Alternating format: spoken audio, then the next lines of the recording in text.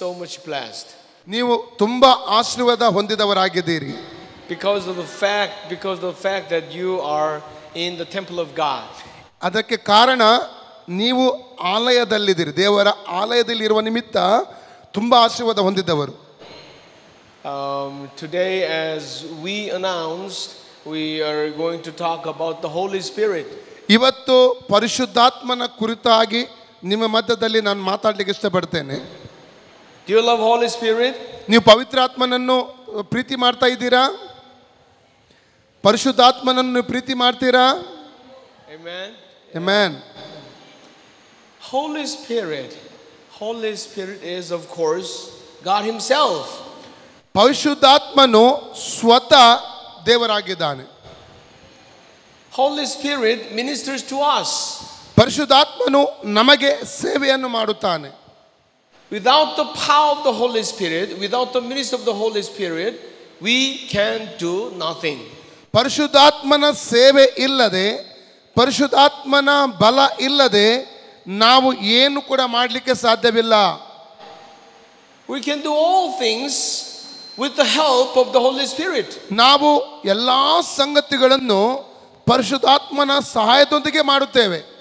So let us pray one more time to welcome the Holy Spirit in this place. ನಾವು ಪ್ರಾರ್ಥಿಸುವ ಈ ಸ್ಥಳದಲ್ಲಿ ಪರಿಶುದ್ಧಾತ್ಮನಿಗೆ ಸ್ವಾಗತ ಮಾಡೋಣ. With a desperate heart. ತುಂಬಾ ಒಂದು ಆಸಕ್ತಿಯುಳ್ಳವರಾಗಿ ಆಸೆಯೊಂದಿಗೆ ಪವಿತ್ರಾತ್ಮನನ್ನು ಸ್ವಾಗತ ಮಾಡೋಣ. Holy Spirit will come in to the desperate hearts. ಪರಿಶುದ್ಧಾತ್ಮನು ತುಂಬಾ ಒಂದು ಆಸಕ್ತಿಯೊಂದಿಗೆ ಈ ಸ್ಥಳಕ್ಕೆ ಬರಬೇಕು. I saw you are worshiping God before I come here. ನೀವು ದೇವರನ್ನು ಆರಾಧಿಸುವಂತ ಸಮಯದಲ್ಲಿ ನಾನಿಲ್ಲಿ ಬಂದಿದ್ದೆ. It is good, but I'd like to ask you, I'd like to urge you to pray one more time to welcome the Holy Spirit in this place more desperately. ಅಂದರೆ ನಾವು ಯಾವಾಗಲೂ ಪ್ರಾರ್ಥಿಸಬೇಕು, ಪರಿಶುದ್ಧಾತ್ಮನು ಇಲ್ಲಿ ಬರಬೇಕೆಂಬುದಾಗಿ ನಾವು ಬಯಸಬೇಕು ಮತ್ತು ಪ್ರಾರ್ಥಿಸಬೇಕು. When we pray together this time, I'd like to urge you to pray loudly. ನಾನು ನಿಮ್ಮ ಹತ್ರ ವಿನಂತಿ ಮಾಡಿಕೊಳ್ಳುವುದು, ನೀವು ಜೋರಾಗಿ ಪವಿತ್ರಾತ್ಮನ ಸ್ಥಳಕ್ಕೆ ಬರುವುದಕ್ಕಾಗಿ ಪ್ರಾರ್ಥಿಸಿರಿ. Where there is the Holy Spirit, always noise. There's always noise. ಎಲ್ಲಿ ಪರಿಶುದ್ಧಾತ್ಮನು ಇರ್ತಾನೋ ಅಲ್ಲಿ ತುಂಬಾ ಶಬ್ದ ಇರ್ತದೆ. And then he will come and he will minister to us. ಮತ್ತೆ ಆತನು ಬರ್ತಾನೆ ಮತ್ತು ನಮಗೆ ತಾನು ಸೇವೆಯನ್ನು ಮಾಡುತ್ತಾನೆ. Let's pray together. ಎಲ್ಲರೂ ಎದ್ದು ನಿಂತುಕೊಳ್ಳಿ. Amen. Let's stand up and welcome the Holy Spirit. ಇವಾಗ ಪವಿತ್ರಾತ್ಮನನ್ನು ಕರೆಯಿರಿ, ಪ್ರಾರ್ಥನೆ ಮಾಡಿ. ಪವಿತ್ರಾತ್ಮನ ಇಲ್ಲಿ ಬಾ, ಪವಿತ್ರನಲ್ಲಿ ಕೆಲಸ ಮಾಡು, ನಮ್ಮ ಮಧ್ಯೆ ನಮ್ಮನ್ನು ತುಂಬಿಸು, ನಮ್ಮನ್ನು ಬಲಪಡಿಸು ಮತ್ತು ಪ್ರಾರ್ಥನೆ ಮಾಡಿ. ಪ್ರತಿಯೊಬ್ಬರು ಪ್ರಾರ್ಥನೆ ಮಾಡಿ ಪವಿತ್ರಾತ್ಮನಿಗೆ ಕರೆಯಿರಿ. ಇಲ್ಲಿ Do not listen. ಇನ್ವೈಟ್ ಮಾಡಿ. ನನ್ನ ಪ್ರಾರ್ಥನೆ ಅಲ್ಲ, ನೀವು ಸ್ವತಃ ಪ್ರಾರ್ಥಿಸಬೇಕು. Especially if you have some needs, desperate needs of receiving the Holy Spirit. If there is any people who needs healing of the Holy Spirit, if there is any need to deliverance by the Holy Spirit, please pray aloud. ನಿಮಗೆ ಅನೇಕ ಅವಶ್ಯಕತೆಗಳಿರ್ಬೋದು. ಸೌಖ್ಯದ ಅವಶ್ಯಕತೆ, ಬಿಡುಗಡೆಯ ಅವಶ್ಯಕತೆ, ಅಥವಾ ಪವಿತ್ರಾತ್ಮನ ತುಂಬಲ್ಪಡಬೇಕಂದ ಅವಶ್ಯಕತೆ, ಅನೇಕ ಪವಿತ್ರಾತ್ಮನಿಂದ ಅನೇಕ ಅವಶ್ಯಕತೆಗಳಿರ್ಬೋದು. ನೀವು ಪ್ರಾರ್ಥಿಸಿರಿ ಎಲ್ಲ ವಿಷಯಗಳಿಗಾಗಿ. And those who know, who receive the speak in tongue, you may pray speak in tongue. ಒಂದು ವೇಳೆ ಯಾರು ಪವಿತ್ರಾತ್ಮನನ್ನು ಅನ್ಯ ಭಾಷೆಯನ್ನು ಮಾತಾಡಲಿಲ್ಲ ಇಲ್ಲಿವರೆಗೆ, ನೀವು ಪ್ರಾರ್ಥಿಸಿರಿ ಅನ್ಯ ಭಾಷೆ ಮಾತನಾಡುವುದಕ್ಕೋಸ್ಕರವಾಗಿ. Let's pray. ಎಲ್ಲರೂ ಪ್ರಾರ್ಥಿಸಿರಿ.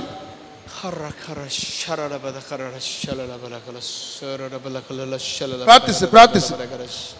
ಹೊರಿಕ ರಬಲ ಶಾಂತ ರಬಲ ಹರಿಯಾಂತ ರದುರಿ ಮನ ಹಸ್ತರ್ ಕಡೆಗ ರಬ ಶಕ ರಬಲ ಶಾಂತರು. ಎಸ್ ಆಮೆನ್. ರಿಮನ ಶಿಯಾಂತ ರಕುಂತ ರಬನ ರಿಬ ರಬಲ ಶತುರ್. We desperately wait for you, Holy Spirit. ನಾವು ತುಂಬಾ ಆಸಕ್ತಿಯಿಂದ ಪ್ರಾರ್ಥಿಸುತ್ತೇವೆ, ಪರಿಶುದ್ಧಾತ್ಮನೇ come and rule us. ಬಂದು ನಮ್ಮನ್ನು ನಿಯಂತ್ರಿಸು. Show your power amongst us. ನಿನ್ನ ಶಕ್ತಿಯನ್ನು ಇಲ್ಲಿ ಪ್ರಕಟ ಮಾಡು. Heal the people who need healing. ಇಲ್ಲಿ ಸೌಖ್ಯ ಯಾರಿಗೆ ಬೇಕು ಅವರಿಗೆ ಸೌಖ್ಯ ಕೊಡು. Deliver demons from us. ಜನರನ್ನು ಬಿಡುಗಡೆ ಮಾಡು. And give a new anointing to us. ಹೊಸ ಅಭಿಷೇಕವನ್ನು ನಮಗೆ ಕೊಡು. And purify us. ಬೆಂಕಿಯೊಂದಿಗೆ ಬಾ. That we may live only for you, Jesus. ನಾವು ಕೇವಲ ಯೇಸುಗಾಗಿ ಜೀವಿಸಲು. In the name of Jesus we pray. ಯೇಸುವಿನ ನಾಮದಲ್ಲಿ ಬೇಡಿಕೊಳ್ಳುತ್ತೇನೆ ಜೀವವುಳ್ಳ ತಂದೆಯೇ. Amen. Amen. Amen and amen. Hallelujah. Amen ಮತ್ತೆ amen. Why don't we give a big applause to the Holy Spirit in this place? ಈ ಸಮಯದಲ್ಲಿ ದೇವರಾತ್ಮನಲ್ಲಿ ನಮ್ಮ ಮಧ್ಯದಲ್ಲಿ ಇದ್ದಾನೆ. Hallelujah. Now believe that the Holy Spirit rule us. ನಾವೀಗ ನಂಬುತ್ತೇವೆ ದೇವರಾತ್ಮನು ನಮ್ಮನ್ನು ಆಳ್ವಿಕೆ ಮಾಡುತ್ತಾನೆ ಅಂತ ಹೇಳಿ. Holy Spirit does a lot of things. ದೇವರಾತ್ಮನು ಅನೇಕ ಕಾರ್ಯಗಳನ್ನು ಮಾಡುವವನಾಗಿರುತ್ತಾನೆ. For the people who needs born again, Holy Spirit does his ministry for us. ಯಾರು ಹೊಸದಾಗಿ ಹುಟ್ಟಿದ್ದಾರೆ ಅವರಲ್ಲಿ ದೇವರಾತ್ಮನ ಕಾರ್ಯವನ್ನು ಮಾಡುವವನಾಗಿರುತ್ತಾನೆ. For the people who needs special power, Holy Spirit provides it. ಯಾರಿಗೆಲ್ಲ ಹೊಸ ಅನುಭವ ಬೇಕು, ಯಾರಿಗೆಲ್ಲ ಹೊಸ ಬಲ ಬೇಕು ಅವರೆಲ್ಲವನ್ನು ದೇವರಾತ್ಮನು ತುಂಬಿಸುವವನಾಗಿರುತ್ತಾನೆ. We need a new level of Holy Spirit today. ನಮಗೆ ಈ ದಿನವೂ ಹೊಸ ಒಂದು ಹಂತ ದೇವರಾತ್ಮನಿಂದ ಹೊಸ ಒಂದು ಹಂತ ನಮಗೆ ಬೇಕಾಗಿದೆ. We need new anointing and new strengthening and new understanding by the Holy Spirit. ದೇವರಾತ್ಮನ ಹೊಸ ಅನುಭವ, ದೇವರಾತ್ಮನ ಹೊಸ ಒಂದು ನಡೆಸುವಿಕೆ ನಮ್ಮ ಜೀವಿತದಲ್ಲಿ ವ್ಯಕ್ತಿಗತವಾಗಿ ಬೇಕಾಗಿದೆ. Jesus gave wonderful promise to his disciples. ಯೇಸು ಕ್ರಿಸ್ತನು ತನ್ನ ಶಿಷ್ಯರಿಗೆ ಬಹಳ ಒಳ್ಳೆಯ ವಾಗ್ದಾನವನ್ನು ಕೊಟ್ಟಿದ್ದನು. As it is written in the book of Luke chapter 11:13. ಲೂಕನ ಸುವಾರ್ತೆ 11ನೇ ಅಧ್ಯಾಯದಲ್ಲಿ ನಾವು ಓದುತ್ತೇವೆ. Jesus said, "If you then being evil know how to give good gifts to your children, how much more will your heavenly Father give the Holy Spirit to those who ask him?" ಲೂಕನ ಸುವಾರ್ತೆ 11ನೇ ಅಧ್ಯಾಯದ 13ನೇ ವಚನದಲ್ಲಿ ನಾವು ನೋಡುತ್ತೇವೆ. ಹಾಗಾದರೆ ಕೆಟ್ಟವರಾದ ನೀವು ನಿಮ್ಮ ಮಕ್ಕಳಿಗೆ ಒಳ್ಳೆಯ ಪದಾರ್ಥವನ್ನು ಕೊಡಬಲ್ಲವರಾದರೆ ಪರಲೋಕದಲ್ಲಿರುವ ನಿಮ್ಮ ತಂದೆಯು ತನ್ನನ್ನು ಬೇಡಿಕೊಳ್ಳುವವರಿಗೆ ಎಷ್ಟು ಹೆಚ್ಚಾಗಿ ಪವಿತ್ರಾತ್ಮ ವರವನ್ನು ಕೊಡುವನಲ್ಲವೇ ಅಂದನು. Holy Spirit ministers to the people who waits, who asks desperately him. ಯಾರು ಆತನಿಗೋಸ್ಕರವಾಗಿ ಕಾಯುತ್ತಿರುತ್ತಾರೋ, ಯಾರು ಆತನಿಗೋಸ್ಕರವಾಗಿ ಹಂಬಲಿಸುತ್ತಿರುತ್ತಾರೋ ಅವರ ಮಧ್ಯದಲ್ಲಿ ದೇವರಾತ್ಮನ ಕಾರ್ಯವನ್ನು ಮಾಡುವವನಾಗಿರುತ್ತಾನೆ. Amen. Amen. Let's talk about the work of the Holy Spirit. ದೇವರಾತ್ಮನ ವಿಷಯದಲ್ಲಿ ಕೆಲವೊಂದು ವಿಷಯಗಳನ್ನು ಕಲಿತುಕೊಳ್ಳೋಣ. Number one of the work of the Holy Spirit is to make people born again. ಮೊಟ್ಟ ಮೊದಲು ದೇವರಾತ್ಮನ ಮಾಡುವಂತ ಕಾರ್ಯವೇನೆಂದರೆ ಹೊಸದಾಗಿ ಹುಟ್ಟುವ ಅನುಭವಕ್ಕೆ ಜನರನ್ನು ನಡೆಸುವವನಾಗಿರುತ್ತಾನೆ. Without the ministry of the Holy Spirit, no one can experience born again. ದೇವರಾತ್ಮನ ನಡೆಸುವಿಕೆ ಇಲ್ಲದಿದ್ದರೆ ಯಾರು ಸಹ ಹೊಸದಾಗಿ ಹುಟ್ಟಲು ಸಾಧ್ಯವಿಲ್ಲ. Jesus said in John 16:8, ಯೇಸು ಕ್ರಿಸ್ತನು ಈ ಪ್ರಕಾರವಾಗಿ ಹೇಳಿದನು ಯೋಹಾನ ಸುವಾರ್ತೆ 16ನೇ ಅಧ್ಯಾಯದಲ್ಲಿ, and when the Holy Spirit has come, he will convict the world of sin and of righteousness and of judgment. ಯೋಹಾನ ಸುವಾರ್ತೆ 16ನೇ ಅಧ್ಯಾಯದ 8ನೇ ವಚನ ನಾವು ನೋಡ್ತೇವೆ. ಆತನು ಬಂದು ಪಾಪ, ನೀತಿ, ನ್ಯಾಯ ತೀರುವಿಕೆ ಈ ವಿಷಯಗಳಲ್ಲಿ ಲೋಕಕ್ಕೆ ಅರಿವನ್ನು ಹುಟ್ಟಿಸುವನು. He will convict of sin. ಆತನು ಪಾಪದ ಅರಿವನ್ನು ಹುಟ್ಟಿಸುವವನಾಗಿರುತ್ತಾನೆ. Only those who receive strong conviction by the Holy Spirit can repent truly, seriously, and can be born again. ದೇವರಾತ್ಮನು ಯಾರಲ್ಲಿ ಅರಿವನ್ನು ಹುಟ್ಟಿಸುತ್ತಾರೋ ಅವರು ಅವರ ಪಾಪಗಳಿಗೆ ಪಶ್ಚಾತ್ತಾಪಪಟ್ಟು ಹೊಸದಾಗಿ ಹುಟ್ಟುವಂತಹ ಅನುಭವಕ್ಕೆ ಅವರೆಲ್ಲರೂ ನಡೆಯಲ್ಪಡುವವರಾಗಿರುತ್ತಾರೆ. We can listen to many messages about the gospel of Jesus. ಯೇಸು ಕ್ರಿಸ್ತನ ಸುವಾರ್ತೆಯ ಬಗ್ಗೆ ಅನೇಕ ನಾವು ಸಂದೇಶವನ್ನು ಕೇಳಿರುತ್ತೇವೆ.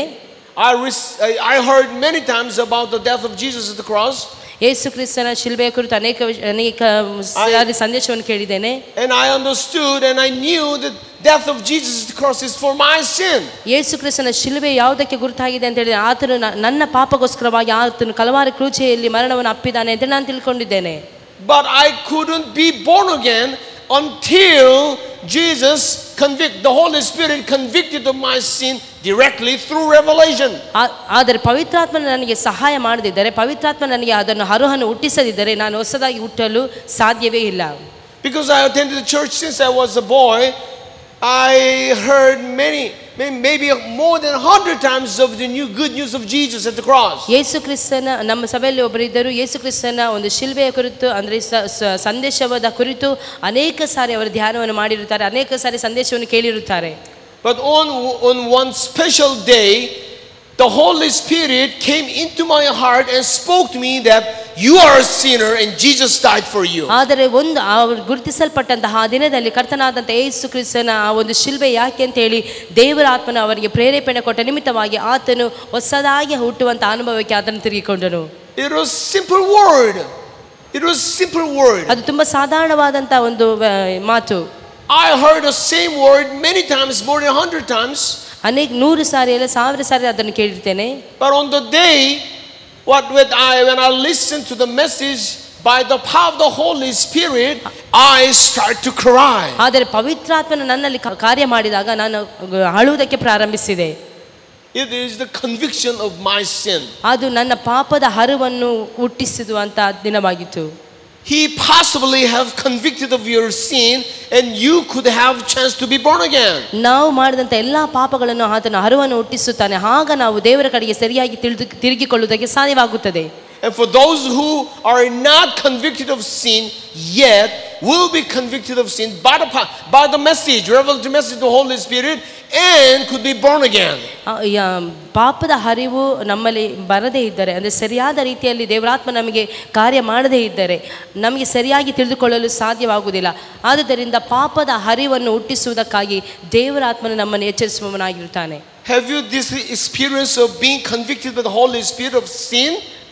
ನಮ್ಗೆ ಯಾವಾಗಾದರೂ ನಾವು ಪಾಪವನ್ನು ಮಾಡಿದಾಗ ಆ ಅರಿವು ನಮಗೆ ಬರ್ತದಾ? ನಾ ಪಾಪ ಮಾಡಿದ್ದೇನೆ ಅಂತ ಹೇಳಿ ಆ ಒಂದು ಅರಿವಿಕೆ ನಮಗೆ ಬರ್ತದಾ? ದೇವರಾತ್ಮ ನಮಗೆ ಆ ರೀತಿಯಲ್ಲಿ ನೆನಪು ಮಾಡ್ತಾ ಇರ್ತಾನ? The man who received this conviction knows what I'm saying. ನಾನು ಯಾರ ಕುರಿತು ಹೇಳ್ತಾ ಇದ್ದೇನೆ ಅಂತ ಹೇಳಿದ್ರೆ ದೇವರಾತ್ಮನ ಯಾರಲ್ಲಿ ಇದ್ದಾನೋ ಅವರ ಒಳಗಡೆ ಒಂದು ಪಾಪದ ಹರಿವು ಬರ್ತದೆ. ನಾನು ದೇವರಿಗೆ ವಿರುದ್ಧವಾಗಿ ಪಾಪ ಮಾಡಿದ್ದೇನೆ ಅಂತೇಳಿ ಅಂಥವರ ವಿಷಯದಲ್ಲಿ ನಾನೀಗ ಮಾತನಾಡುತ್ತಾ ಇದ್ದೇನೆ. So the Holy Spirit makes people to be born again. ದೇವರಾತ್ಮನು ಮನುಷ್ಯರನ್ನು ಹೊಸದಾಗಿ ಹುಟ್ಟುವ ಹಾಗೆ ಮಾಡುವವನಾಗಿರುತ್ತಾನೆ. I could be born again by the ministry of the Holy Spirit. ಪವಿತ್ರಾತ್ಮನ ಮೂಲಕವಾಗಿ ನಾನು ಹೊಸದಾಗಿ ಹುಟ್ಟುವವನಾಗಿರುತ್ತೇನೆ. But it is not the baptism of the Holy Spirit. ಇದು ಪವಿತ್ರಾತ್ಮನ ದೀಕ್ಷಾಸ್ನಾನವಲ್ಲ. I will talk about the baptism of the Holy Spirit later. ಅದರ ನಂತರವಾಗಿ ನಾನು ಪವಿತ್ರಾತ್ಮನ ಮೂಲಕವಾಗಿ ಉಂಟಾಗುವಂತ ದೀಕ್ಷಾಸ್ನಾನ ಕುರಿತು ನಾನು ಮತ್ತೆ ಮಾತನಾಡುತ್ತೇನೆ. We need to receive the baptism of the Holy Spirit. ಆದರೆ ಪವಿತ್ರಾತ್ಮನ ಒಂದು ದೀಕ್ಷಾಸ್ನಾನವನ್ನು ನಾವು ಹೊಂದಿಕೊಳ್ಳಬೇಕು. Before I talk about this, I will talk second thing that the Holy Spirit ministers. ನಾನು ನಂತರವಾಗಿ ನಂತರದ ಸೆಷನ್ ಅಲ್ಲಿ, ಅಂದ್ರೆ ಮುಂದಿನ ಸಮಯಗಳಲ್ಲಿ ದೇವರಾತ್ಮನ ಒಂದು ಅಭಿಷೇಕ, ಪವಿತ್ರಾತ್ಮನ ದೀಕ್ಷಾಸ್ನಾನದ ಕುರಿತು ನಾನು ಮಾತನಾಡುತ್ತೇನೆ. When the Holy Spirit comes, ಯಾವಾಗ ದೇವರಾತ್ಮನ ಬರುತ್ತಾನೋ He gives healing and deliverance. ಆತನು ಬಂದ ಕೂಡಲೇ ನಮಗೆ ಬಿಡುಗಡೆ ಮಾತ್ರವಲ್ಲ ಸ್ವಸ್ಥತೆಯನ್ನು ಕೊಡುವವನಾಗಿರುತ್ತಾನೆ. Jesus said in Matthew 12:28, Matthew 12:28 says, if I cast out demons by the Spirit of God, surely the kingdom of God has come upon you. ಮತ್ತಾಯನ ಸುವಾರ್ತೆ 12:28 ನಾವು ನೋಡ್ತೇವೆ, ನಾನು ದೇವರ ಆತ್ಮನ ಬಲದಿಂದಲೇ ದೆವ್ವಗಳನ್ನು ಬಿಡಿಸುವುದಾದರೆ ದೇವರ ರಾಜ್ಯವು ನಿಮ್ಮ ಹತ್ತಿರಕ್ಕೆ ಬಂತಲ್ಲ. The Holy Spirit comes and casts out demons that dwells in us. ದೇವರಾತ್ಮನು ಬಂದಾಗ ದೆವ್ವಗಳ ಕಾಟದಲ್ಲಿ ಇರುವವರಿಗೆ ಬಿಡುಗಡೆಯನ್ನು ಕೊಡುವವನಾಗಿರುತ್ತಾನೆ. Amen. We need to receive the ministry of healing by the power of the Holy Spirit. ದೇವರಾತ್ಮನ ಒಂದು ಆಳ್ವಿಕೆ, ಅಂದ್ರೆ ಬಿಡುಗಡೆ ಕೊಡುವಂತಹ ದೇವರಾತ್ಮನ ಆಳ್ವಿಕೆಗೆ ನಾವು ಒಪ್ಪಿಸಿಕೊಡುವವರಾಗಿರಬೇಕು, ಮಾತ್ರವಲ್ಲ ಅದನ್ನು ಸ್ವೀಕರಿಸುವವರಾಗಿರಬೇಕು. Have you experienced the power of giving healing of the Holy Spirit? ದೇವರಾತ್ಮನು ಕಾರ್ಯ ಮಾಡುವುದನ್ನು ನೀವು ನೋಡಿದ್ದೀರಾ? ಬಿಡುಗಡೆ ಮಾಡುವಂಥದ್ದು, ಸ್ವಸ್ಥತೆ ಮಾಡುವಂಥದ್ದು, ರೋಗಿಗಳ ಅಂದ್ರೆ ದೆವ್ವಗಳಿಗೆ ಬಿಡುಗಡೆ ಆಗುವಂಥದ್ದು, ದೇವರಾತ್ಮನಲ್ಲಿ ಕಾರ್ಯ ಮಾಡುವುದನ್ನು ನೀವು ನೋಡಿದ್ದೀರಲ್ಲ? Have you received the healing by the power of the Holy Spirit? ದೇವರಾತ್ಮನ ಸೇವೆಯನ್ನು ನೀವು ಕಣ್ಣಲ್ಲಿ ನೋಡಿದ್ದೀರಾ? ಆಮೆನ್. ನೋಡಿದವರು ಮಾತ್ರ ಒಂದು ಹಲ್ಲೆಲೂಯಾ ಹೇಳೋಣ. He not only heals our physical body but also he heals our heart. ಆತನು ಕೇವಲ ನಮ್ಮ ಶಾರೀರಿಕ ದೈಹಿಕವಾದಂತ ರೋಗಗಳನ್ನು ಸ್ವಸ್ಥತೆ ಮಾಡುವವನು ಮಾತ್ರವಲ್ಲ, ಆತನು ಆತ್ಮಿಕವಾಗಿಯೂ ಸಹ ನಮಗೆ ಸ್ವಸ್ಥತೆಯನ್ನು ಮಾಡುವವನಾಗಿರುತ್ತಾನೆ. We need to receive the healing of our heart. ನಮ್ಮ ಆತ್ಮಕ್ಕೂ ಆದ ಒಂದು ಬಿಡುಗಡೆ ಬೇಕಾಗಿದೆ, ಸ್ವಸ್ಥತೆ ಬೇಕಾಗಿರುತ್ತದೆ. I have to tell you my story that how I received the healing by the power of the Holy Spirit. ನಾನು ನನ್ನ ಒಂದು ಜೀವಿತದಲ್ಲಿ ನಡೆದಂತಹ ಸಂಗತಿಯನ್ನು ನಾನು ಹೇಳಲು ಬಯಸುತ್ತೇನೆ. ದೇವರಾತ್ಮನ ಯಾವ ರೀತಿಯಲ್ಲಿ ನನ್ನ ಆತ್ಮಕ್ಕೆ ಒಂದು ಸ್ವಸ್ಥತೆಯನ್ನು ಕೊಟ್ಟನಂತೇಳಿ ನಾನು ನಿಮಗೆ ಸಂಕ್ಷಿಪ್ತವಾಗಿ ಹೇಳಲು ಬಯಸುತ್ತೇನೆ. I didn't know whether there is the power of the Holy Spirit to heal us. ನನಗೆ ಗೊತ್ತಿರಲಿಲ್ಲ ದೇವರಾತ್ಮನು ನಮಗೆ ಬಿಡುಗಡೆಯನ್ನು ಕೊಡುವವನಾಗಿರ್ತಾನೆ, ದೇವರಾತ್ಮ ನಮಗೆ ಸ್ವಸ್ಥತೆಯನ್ನು ಕೊಡುತ್ತಾನೆ ಅಂತ ನನಗೆ ಗೊತ್ತಿರಲಿಲ್ಲ. But one day I was invited by one famous prophetess. ಒಂದು ದಿನ ನನಗೆ ಒಬ್ಬ ಸುಪ್ರಸಿದ್ಧ ಪ್ರವಾದಿಯ ಮೂಲಕವಾಗಿ ಕರೆ ಬಂದಿತು. And as soon as she saw me, she told me that you need healing. ಅವರು ನನ್ನನ್ನು ನೋಡಿದ ಕೂಡಲೇ ಈ ಪ್ರಕಾರವಾಗಿ ಹೇಳಿದರು, ದೇವರಾತ್ಮನೇ ನಿಮ್ಮಲ್ಲಿ ಕಾರ್ಯ ಮಾಡುತ್ತಿದ್ದಾನೆ, ದೇವರಾತ್ಮನೇ ನಿಮಗೆ ಸ್ವಸ್ಥತೆಯನ್ನು ಕೊಟ್ಟಿರುತ್ತಾನೆ ಅಂತ ಹೇಳಿ. But I thought, What kind of healing you mean? I am completely intact. I have no problem in my heart. ಆದರೆ ನನಗೆ ಗೊತ್ತಿಲ್ಲ, ಅಯ್ಯೋ ಯಾಕೆ ಈ ರೀತಿಯಲ್ಲಿ ಹೇಳುತ್ತಿದ್ದಾರೆ, ನನ್ನ ಆತ್ಮಗೆ ಯಾವುದೇ ರೀತಿಯ ಸ್ವಸ್ಥತೆ ಬೇಕಾಗಿಲ್ಲ, ಯಾಕೆ ದೇವರಾತ್ಮನ ಈ ರೀತಿಯಲ್ಲಿ ಪ್ರಕಟಪಡಿಸುತ್ತಿದ್ದಾರೆ ಅಂತೇಳಿ ನನಗೆ ಗೊತ್ತಿರಲಿಲ್ಲ. But she spoke to me that you have heard by your mother. ಆದರೆ ಅವರು ಅಲ್ಲಿ ನನಗೆ ಸ್ಪಷ್ಟವಾಗಿ ಹೇಳಿದರು, ನಿನ್ನ ತಾಯಿಯ ಮೂಲಕವಾಗಿ ನಿನಗೆ ನೋವಾಗಿದೆ ಅಂತೇಳಿ. But I couldn't believe her. ಆದರೆ ನಾನು ಅದನ್ನು ನಂಬಲಿಲ್ಲ. Because I honored my mother, I loved my mother. I thought that I have no problem in the relationship with my mother. ಯಾಕೆಂದರೆ ನಾನು ನನ್ನ ತಾಯಿಯ ಮೂಲಕ ಯಾವುದೇ ರೀತಿಯ ನೋವನ್ನು ಅನುಭವಿಸಲಿಲ್ಲ, ನನ್ನ ತಾಯಿಯ ಮೂಲಕವಾಗಿ ಯಾವುದೇ ರೀತಿಯಾದಂಥ ಬೇಸರ ನನಗೆ ಆಗಿರಲಿಲ್ಲ, ಯಾವುದೇ ರೀತಿಯಾದಂಥ ಒಂದು ತೊಂದರೆ ಇರಲಿಲ್ಲ, ನಮ್ಮ ಸಂಬಂಧ ಒಳ್ಳೆಯ ಸಂಬಂಧವಾಗಿತ್ತು. But in obedience, I simply kneeled down before her. ನಾನು ಅವರ ಮುಂದೆ ಮೊಣಕಾಲು ಹಾಕಿದೆ. And she started to pray for me. ಅವರು ನನಗೋಸ್ಕರವಾಗಿ ಪ್ರಾರ್ಥಿಸಲು ಸಿದ್ಧವಾದರು. God, give healing to this man. ಕರ್ತನೇ, ಈ ಮಗನನ್ನು ನೀನು ಮುಟ್ಟು ಸ್ವಸ್ಥತೆ ಮಾಡು. And suddenly I fell. ನಾನು ಕೂಡಲೇ ಅಲ್ಲಿ ಅವರು ಪ್ರಾರ್ಥಿಸುತ್ತಿದ್ದಂಥ ಸಮಯದಲ್ಲಿ ನಾನು ಕೆಳಗೆ ಬಿದ್ದೆ. In my mind, there is story of receiving hurt from my mother. ನನ್ನ ಮನಸ್ಸಿನಲ್ಲಿ ಒಂದು ನನ್ನ ತಾಯಿಯ ಮೂಲಕವಾಗಿ ನೋವನ್ನು ಅನುಭವ ಆದಂಥ ಆ ಒಂದು ಅನುಭವ ಅಲ್ಲಿ ಇತ್ತು. Even though I forgot all things in my memory, the Lord needs all the things that is my subconsciousness. ಅದೆಲ್ಲವನ್ನು ತೆಗೆದು ಹಾಕಿದನು, ಸಂಪೂರ್ಣವಾದಂಥ ಸ್ವಸ್ಥತೆಯೊಂದಿಗೆ ನನ್ನನ್ನು ನಡೆಸಿದನು. Many men especially don't know how much they are hurt. ಅನೇಕ ಪುರುಷರಿಗೆ ಗೊತ್ತಿಲ್ಲ ಎಷ್ಟೊಂದು ಅವರು ನೋವನ್ನು ಅನುಭವಿಸಿರುತ್ತಾರೆ ಮತ್ತು ಎಷ್ಟೊಂದು ನೋವನ್ನು ಅವರು ಕೊಟ್ಟಿರುತ್ತಾರೆ ಅಂತ ಹೇಳಿ. Usually women are more sensitive than men. ನಾವು ನಮ್ಮ ಹೃದಯದಲ್ಲಿ ಬಹಳ ಮೃದುವಾಗಿರುತ್ತೇವೆ. So women know very well they are hurt, but men usually don't know how much they are hurt. ಸ್ತ್ರೀಯರಿಗೆ ಅದು ತುಂಬ ಮೃದುವಾದಂಥ ಸ್ವಭಾವ, ಅದು ಪುರುಷರಿಗೆ ಆ ರೀತಿಯಲ್ಲಿ ಅಲ್ಲ. ಪುರುಷರಿಗೆ ಸ್ವಲ್ಪ ಎಂತ ನೋವನ್ನು ತರುವವರಾಗಿರುತ್ತಾರೆ. But we need complete healing anyways. ಅದೇ ನಮ್ಮೆಲ್ಲರಿಗೂ ಸಂಪೂರ್ಣವಾದಂಥ ಸ್ವಸ್ಥತೆ ಬೇಕಾಗಿರುತ್ತದೆ. Men and women, children and adults, no difference.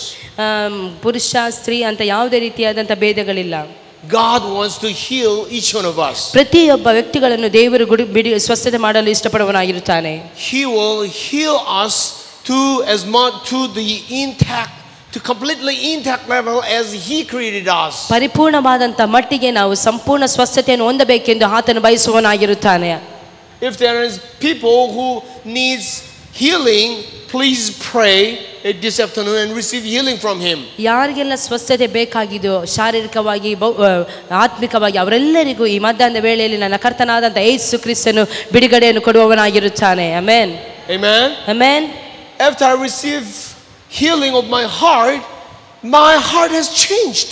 ನನ್ನ ಹೃದಯಕ್ಕೆ ನನ್ನ ಆತ್ಮಕ್ಕೆ ಒಂದು ಸ್ವಸ್ಥತೆ ಆದ ಕೂಡಲೇ ನಾನು ಸಂಪೂರ್ಣವಾಗಿ ಬದಲಾದೆ. Even though I was a missionary, ನಾನು ಸುವಾರ್ತಕನಾಗಿದ್ದರೂ ಸಹ, because of my harsh character, ನನ್ನ ಒಳ್ಳೆಯ ಒಂದು ವ್ಯಕ್ತಿತ್ವ, I sometimes gave hurt to my wife. ನಾನು ನನ್ನ ಹೆಂಡತಿಗೆ ನೋವು ತರುತ್ತಿದ್ದೆ. Unwantedly, I don't want to give hurt to my wife. I don't want to give a hurt to my colleague workers, but I continue to give hurt to some of my co-workers. ನಾನು ನನ್ನ ಹೆಂಡತಿಗೆ ನೋವು ಮಾಡಬೇಕು ಅಂತ ಹೇಳಿ ಇಷ್ಟಪಡುತ್ತಿರಲಿಲ್ಲ. ಆದರೂ ಸಹ ಕೆಲವೊಮ್ಮೆ ನನ್ನ ಮೂಲಕವಾಗಿ ನನ್ನ ಹೆಂಡತಿಗೆ ನೋವಾಗುತ್ತಿತ್ತು, ಮಾತ್ರವಲ್ಲ ನನ್ನ ಸಹ ಕೆಲಸದವರಿಗೂ ಸಹ ನೋವಾಗುತ್ತಿತ್ತು. But after I received healing of my heart, I become changed even better than before. ಆದರೆ ನನ್ನ ಹೃದಯದಲ್ಲಿ ಒಂದು ಸ್ವಸ್ಥತೆ ಬಂದ ನಂತರವಾಗಿ ನಾನು ಯಾರನ್ನು ಸಹ ನೋವನ್ನು ಉಂಟು ಮಾಡದ ಹಾಗೆ ನಾನು ನನ್ನನ್ನು ಕಾಪಾಡಿಕೊಳ್ಳುತ್ತಾ ಇದ್ದೇನೆ. I understood the kind and gentle attitude of the Holy Spirit. ದೇವರಾತ್ಮನ ಕರುಣೆ, ದೇವರಾತ್ಮನ ಸಂತೈಸುವಿಕೆ, ದೇವರಾತ್ಮನ ಒಂದು ನಡೆಸುವಿಕೆ ನನಗೆ ಗೊತ್ತಾಯಿತು. I could receive more patience, more endurance. ತುಂಬ ದಯೆ, ತುಂಬ ಕರುಣೆ, ತುಂಬ ತಾಳ್ಮೆ ಉಳ್ಳವನಾಗಿರುವುದಕ್ಕೆ ನನಗೆ ದೇವರು ಕಲಿಸಿಕೊಟ್ಟನು. And that I could save more precious relationship with my co-workers. ನಂತರವಾಗಿ ನಾನು ಒಳ್ಳೆಯ ಸಂಬಂಧವನ್ನು ನನ್ನ ಸಹ ಸೇವಕರೊಂದಿಗೆ ಅಂದರೆ ಸಹ ಕೆಲಸದವರೊಟ್ಟಿಗೆ ನಾನು ಇಟ್ಟುಕೊಂಡೆನು. Remember, where there is hurt, there is a possibility of activity of demon.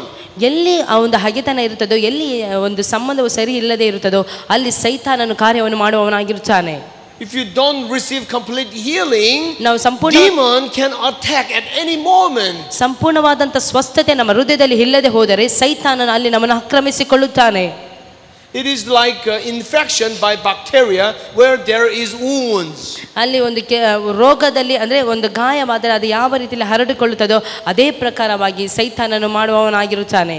If you have wounds in the skin, in the face or hand and wherever, there is a high possibility to be infected by the bacteria. ನಮ್ಮ ಶರೀರದಲ್ಲಿ ಎಲ್ಲಾದರೂ ಒಂದು ಗಾಯ ಇರುವುದಾದರೆ ಅದು ಸರಿಯಾದ ರೀತಿಯಲ್ಲಿ ಸ್ವಸ್ಥತೆ ಆಗದಿದ್ದರೆ ಅದು ಯಾವ ರೀತಿಯಲ್ಲಿ ಅದು ಹರಡುತ್ತದೋ ಅದೇ ಪ್ರಕಾರವಾಗಿ ನಮ್ಮ ಜೀವಿತದಲ್ಲಿ ಸಹ. So we need to receive complete healing. ನಮಗೆ ಸಂಪೂರ್ಣವಾದಂಥ ಸ್ವಸ್ಥತೆ ಬೇಕಾಗಿರುತ್ತದೆ. Especially healing of the heart. ನಮ್ಮ ಹೃದಯದಲ್ಲಿ ಒಂದು ಸಂಪೂರ್ಣವಾದಂಥ ಸ್ವಸ್ಥತೆ ಬೇಕು. Can you say that? I receive complete healing of my heart. Can you say that? ಯಾರಾದರೂ ಹೇಳ್ತೀರಾ ನಾನು ನನ್ನ ಹೃದಯದಲ್ಲಿ ಸಂಪೂರ್ಣವಾದಂಥ ಸ್ವಸ್ಥತೆಯನ್ನು ಹೊಂದಿಕೊಂಡಿದ್ದೇನೆ ಅಂತ ಹೇಳಿ ಯಾರಾದರೂ ಹೇಳ್ತೀರಾ? Are you healed completely in your heart? ಸಂಪೂರ್ಣವಾದಂಥ ಸ್ವಸ್ಥತೆ ಉಳ್ಳವರು ಯಾರಾದರೂ ಇಲ್ಲಿ ಇದ್ದೀರಾ? Please raise your hand if there is any. ಯಾರಾದರೂ ಸಂಪೂರ್ಣವಾಗಿ ದೇವರು ನನಗೆ ಸ್ವಸ್ಥತೆ ಕೊಟ್ಟಿದ್ದಾನೆ, ಹೃದಯದಲ್ಲಿ ಸ್ವಸ್ಥತೆ ಇದೆ ಅಂತ ಹೇಳುವವರು ಯಾರೇ ಇರುವುದಾ ದಯವಿಟ್ಟು ನಿಮ್ಮ ಕರಗಳನ್ನು ಮೇಲೆ ಮಾಡಿ. In fact, we all need further healing by the power of the Holy Spirit. ನಮಗೆ ಪ್ರತಿಯೊಬ್ಬರಿಗೂ ಸಹ ಆತ್ಮಿಕವಾದಂಥ ಹೃದಯದಲ್ಲಿ ಒಂದು ಸ್ವಸ್ಥತೆ ಬೇಕಾಗಿದೆ ಪ್ರಿಯರೇ. So the Holy Spirit makes people born again. ದೇವರಾತ್ಮ ನಮಗೆ ಹೊಸದಾಗಿ ಹುಟ್ಟುವಾಗಿ ಅನುಭವಕ್ಕೆ ನಡೆಸುತ್ತಾನೆ. And the Holy Spirit heals the heart and physical body. ಎರಡನೇದಾಗಿ ಆತನು ಶಾರೀರಿಕವಾಗಿ ಆತ್ಮಿಕವಾಗಿ ನಮಗೆ ಸ್ವಸ್ಥತೆಯನ್ನು ಕೊಡುವವನಾಗಿರುತ್ತಾನೆ. And the Holy Spirit ministers to us through deliverance. ದೇವರಾತ್ಮನು ನಮ್ಮ ಮೂಲಕವಾಗಿ ಸ್ವಸ್ಥತೆಯನ್ನು ಕೊಡುವವನಾಗಿರುತ್ತಾನೆ. Now let's talk about the baptism of the Holy Spirit. ಪವಿತ್ರಾತ್ಮನ ದೀಕ್ಷಾಸ್ನಾನ ಕುರಿತು ನಾವು ಈ ಸಮಯದಲ್ಲಿ ಧ್ಯಾನಿಸೋಣ. Baptism of the Holy Spirit is really special and unique thing. ಪವಿತ್ರಾತ್ಮನ ಮೂಲಕವಾಗಿ ಹೊಂದಿಕೊಳ್ಳುವಂತಹ ಒಂದು ದೀಕ್ಷಾಸ್ನಾನವು ವಿಶೇಷಕರವಾಗಿದೆ. Some people misunderstand the baptism of the Holy Spirit is an experience of born again. ಪವಿತ್ರಾತ್ಮನ ಒಂದು ದೀಕ್ಷಾಸ್ನಾನದ ಕುರಿತು ಕೆಲವೊಬ್ಬರು misunderstand ಅಪಹಾರ್ಥ ಮಾಡಿಕೊಂಡಿರುತ್ತಾರೆ. I also was confused about the difference between the work of the Holy Spirit to be born again and to being baptized by the power of the Holy Spirit. ದೇವರಾತ್ಮನ ಮೂಲಕವಾಗಿ ಬರುವಂತಹ ಅಭಿಷೇಕ ಹಾಗೂ ಆತ್ಮನಿಂದ ನಡೆಯುವಂತಹ ದೀಕ್ಷಾಸ್ನಾನ ಇದೆರಡರ ಕುರಿತು ಮತ್ತು ಹೊಸದಾಗಿ ಹುಟ್ಟುವಂತಹ ಕುರಿತು ಇದರ ಮಧ್ಯದಲ್ಲಿ ಒಂದು ಗಲಿಬಿಲಿಯಲ್ಲಿ ಸಹ ನಾನಿದ್ದೆ. Because I experienced a very strong encounter with Jesus, I thought it is the baptism of the Holy Spirit. ಅದ ನಂತರವಾಗಿ ನಾನು ದೇವರಿಂದ ಸಂದರ್ಶಿಸಲ್ಪಟ್ಟಿದ ನಂತರವಾಗಿ ನಾನು ಎಲ್ಲದಕ್ಕೂ ಒಂದು ಸರಿಯಾದಂತ ಅರ್ಥವನ್ನು ತಿಳಿದುಕೊಂಡೆ. I was very enthusiastic in preaching gospel to many people. ನಾನು ಅನೇಕರಿಗೆ ಸುವಾರ್ತೆಯನ್ನು ಸಾರುತ್ತಿದ್ದೆ. I could hear the voice of God through reading Bible. ದೇವರ ವಾಕ್ಯವನ್ನು ಓದುವಂತ ವೇಳೆಯಲ್ಲಿ ದೇವರ ಸ್ವರವನ್ನು ಕೇಳುತ್ತಿದ್ದೆ. And I believe that is enough to me. ಅದೇ ನನಗೆ ಸಾಕು ಅಂತ ಹೇಳಿ ನಾನು ತೃಪ್ತನಾಗಿದೆ. But the Lord guided me in His way. ಆದರೆ ಆತನ ಮಾರ್ಗದಲ್ಲಿ ನಾನು ನಡೆಸಿದನು. After 4 years of born again, I could privilege to be baptized by the power of the Holy Spirit. ಹೊಸದಾಗಿ ಹುಟ್ಟಿದ 4 ವರ್ಷದ ನಂತರವಾಗಿ ಆತ್ಮನಿಂದ ನಾನು ದೀಕ್ಷಾಸ್ನಾನ ಹೊಂದಿಕೊಂಡೆನು. I have never expected to experience those things. ಆ ರೀತಿಯಾದಂತ ಅನುಭವ ನನಗೆ ಮುಂದೆ ಎಂದೂ ಆಗಿರಲಿಲ್ಲ. It happened when I visited America. ಅದು ನನಗೆ ಅಮೆರಿಕದಲ್ಲಿ ಆದದ್ದು. I had another schedule to travel around. ನನ್ನ ದೇಶದ ನಾನಾ ಕಡೆಗಳಿಗೆ ನಾನು ಪ್ರಯಾಣ ಮಾಡುತ್ತೇನೆ. But I come across some sister who was there by accident, I believe, but it is not by accident, it is a divine coincidence. ದೈವಿಕವಾದಂತ ಒಂದು ಸಂದರ್ಶನದ ಮೂಲಕವಾಗಿ ದೇವರು ನನಗೆ ಒಂದು ಅನುಭವವನ್ನು ಅಲ್ಲಿ ಕೊಟ್ಟನು. And one lady introduced a divine pastor to me in the morning. ದೈವಿಕವಾದಂತ ಒಂದು ಸೇವಕಿ ನನ್ನ ಜೊತೆಯಲ್ಲಿ ಭೇಟಿಯಾದರು, ಸಂದರ್ಶಿಸಿದರು. I entered the room like this unwantedly. ನಾನು ಈ ರೀತಿಯ ಒಂದು ರೂಮಿನ ಒಳಗಡೆ ಹೋದೆ. And I was sitting at the behind seat because I was not scheduled participants at the place. ನಾನು ಅಲ್ಲಿ ಕೊನೆಯದಾಗಿ ಅಲ್ಲಿ ಕುಳಿತುಕೊಂಡಿದ್ದೆ ಹಿಂದೆ ಬದಿಯಲ್ಲಿ. And the speakers start to talk about the Holy Spirit. ಅಲ್ಲಿ ಬಂದಂತ ಸೇವಕರು ಒಂದು ದೇವರಾತ್ಮನ ಕುರಿತಾಗಿ ಸಂದೇಶವನ್ನು ಕೊಡುತ್ತಿದ್ದರು. And after about 30 minutes of his teaching, he simply invited people to receive the Holy Spirit. ದೇವರಾತ್ಮನ ಸಂದೇಶವನ್ನು ಕೊಡುತ್ತಿದ್ದಂತ ವೇಳೆಯಲ್ಲಿ ಕೊನೆಯದಾಗಿ ಅವರು ಈ ರೀತಿಯಲ್ಲಿ ಯಾರಿಗೆಲ್ಲ ಈ ಅಭಿಷೇಕ ಬೇಕು ಅವರೆಲ್ಲರೂ ಮುಂದೆ ಬನ್ನಿ ಅಂತ ಹೇಳಿ ಸಂದೇಶಕರು ಕರೆದರು. And in the beginning I was a little discomfort because I saw some people is very noisy, some people fall down and some people shouted, and I was surprised to see it. ಕೆಲವೊಬ್ಬರು ಬೀಳುತ್ತಿದ್ದರು, ಕೆಲವೊಬ್ಬರು ಬೊಬ್ಬೆ ಹಾಕುತ್ತಿದ್ದರು, ಕೆಲವೊಬ್ಬರು ಒಂದು ರೀತಿ ವರ್ತಿಸುತ್ತಿದ್ದರು, ಇದೆಲ್ಲವನ್ನು ನಾನು ನೋಡಿದೆ. But suddenly suddenly strange thing happened just next to me. ನನ್ನ ಪಕ್ಕದಲ್ಲಿ ಇರುವವರಿಗೆ ಒಂದು ರೀತಿಯ ಅನುಭವ ಆಯಿತು. It was my wife. ಅದು ನನ್ನ ಹೆಂಡತಿ. My wife is a gentle and kind woman. ಅವಳು ಬಹಳ ಒಂದು ಒಳ್ಳೆಯ ಒಂದು ಸ್ತ್ರೀ ಆಗಿದ್ದರು. She never shouted. ಅವರು ಯಾವಾಗಲೂ ಸಹ ಬೊಬ್ಬೆ ಹಾಕುವುದಿಲ್ಲ. She never lifted her voice. ಅವರು ಯಾವಾಗಲೂ ಸಹ ಬೊಬ್ಬೆ ಹಾಕುವುದಿಲ್ಲ, She was ಚಿರಿಸುವುದಿಲ್ಲ. always kind and quiet. ಅವರು ಬಹಳ ಸರ್ವಸಾಧಾರಣವಾದಂಥ ವ್ಯಕ್ತಿ ಆಗಿದ್ದರು. But suddenly she stood up. ಅವರು ಎದ್ದು ನಿಂತ್ಕೊಂಡ್ರು. And shouted with ununderstandable words. ಅವರು ಯಾವುದೋ ರೀತಿಯ ಬೇರೆ ಭಾಷೆಯ ಮೂಲಕವಾಗಿ ಜೋರಾಗಿ ಅವರು ಮಾತನಾಡಲು ಪ್ರಾರಂಭಿಸಿದರು. And her face flushed. ಅವರ ಮುಖವು ಸಂಪೂರ್ಣವಾಗಿ ಪ್ರಕಾಶವಿತ್ತು. Talk very strange language. ಅವರ ಬಾಯಿಯ ಮಾತುಗಳಲ್ಲಿ ಬರುವಂತಹ ಅವರ ಭಾಷೆಯು ಸಂಪೂರ್ಣವಾಗಿ ಪರಿವರ್ತನೆ ಆಗಿತ್ತು. And I saw her tongue was almost come out of her mouth. ಅವರ ನಾಲಿಗೆಯು ಬಾಯಿಯ ಹೊರಗೆ ಬಂದು ಅವರು ಮಾತನಾಡಲು ಪ್ರಾರಂಭಿಸಿದರು. So I saw her. What is this? ನಾನು ಅವರನ್ನು ನೋಡಿದ ಕೂಡಲೇ ಅಯ್ಯೋ ಇದೇನಾಯಿತು? And I thought maybe this is the Holy Spirit. ಓ ಇದು ಪವಿತ್ರಾತ್ಮನ ಅಭಿಷೇಕವಾ? Even though it was not familiar to me, ಅದು ನನಗೆ ಸಾಧಾರಣವಾಗಿ ಗೊತ್ತಿಲ್ಲ. I started to pray to God. ಅದು ದೇವರಿಗೆ ನಾನು ಪ್ರಾರ್ಥಿಸುತ್ತಿದ್ದೆನು. If it is from you, please give it to me too. ಕರ್ತನೇ, ಅದು ನಿಜವಾಗಿ ನೀ ಪವಿತ್ರಾತ್ಮನ ವರವು ನೀ ಅವಳಿಗೆ ಕೊಟ್ಟಿರುವುದಾದರೆ ನೀ ನನಗೆ ಸಹ ಕೊಡು ಅಂತ ನಾನು ಪ್ರಾರ್ಥಿಸಲು ಪ್ರಾರಂಭಿಸಿದೆ. And then the same thing happened to me. ಅದೇ ಒಂದು ಅನುಭವ ನನಗೆ ಸಹ ಉಂಟಾಯಿತು. My tongue ನನ್ನ ನಾಲಿಗೆ is now uncontrollable. ನನ್ನ ನಾಲಿಗೆ ಹತೋಟಿ ಇಲ್ಲದ ರೀತಿಯಲ್ಲಿ ಮಾತನಾಡಲು ಪ್ರಾರಂಭಿಸಿತು. I could not even to stand up. ನಾನು ಸರಿಯಾದ ರೀತಿಯಲ್ಲಿ ನಿಂತುಕೊಳ್ಳಲು ಸಾಧ್ಯವಾಗಲಿಲ್ಲ. The preacher didn't come close to us. ಆ ಸಂದೇಶಕರು ನಮ್ಮ ಹತ್ತಿರ ಬರಲಿಲ್ಲ. No one prayed over us. ಯಾರು ಸಹ ತಲೆ ಮೇಲೆ ಕೈ ಇಟ್ಟು ಪ್ರಾರ್ಥಿಸಲಿಲ್ಲ. Just the Holy Spirit ministered to us. ಆದರೆ ದೇವರ ಆತ್ಮನಿಗೆ ನಾವು ಬೇಕಾಗಿದ್ದು ದೇವರ ಆತ್ಮನಲ್ಲಿ ಕಾರ್ಯ ಮಾಡಿದನು. From that moment I became completely different again. ಆ ಸಮಯದಲ್ಲಿ ಪುನಃ ಸಂಪೂರ್ಣವಾಗಿ ನಾನು ಬದಲಾವಣೆ ಆದೆನು. I started to experience to impart the power of the Holy Spirit with other people.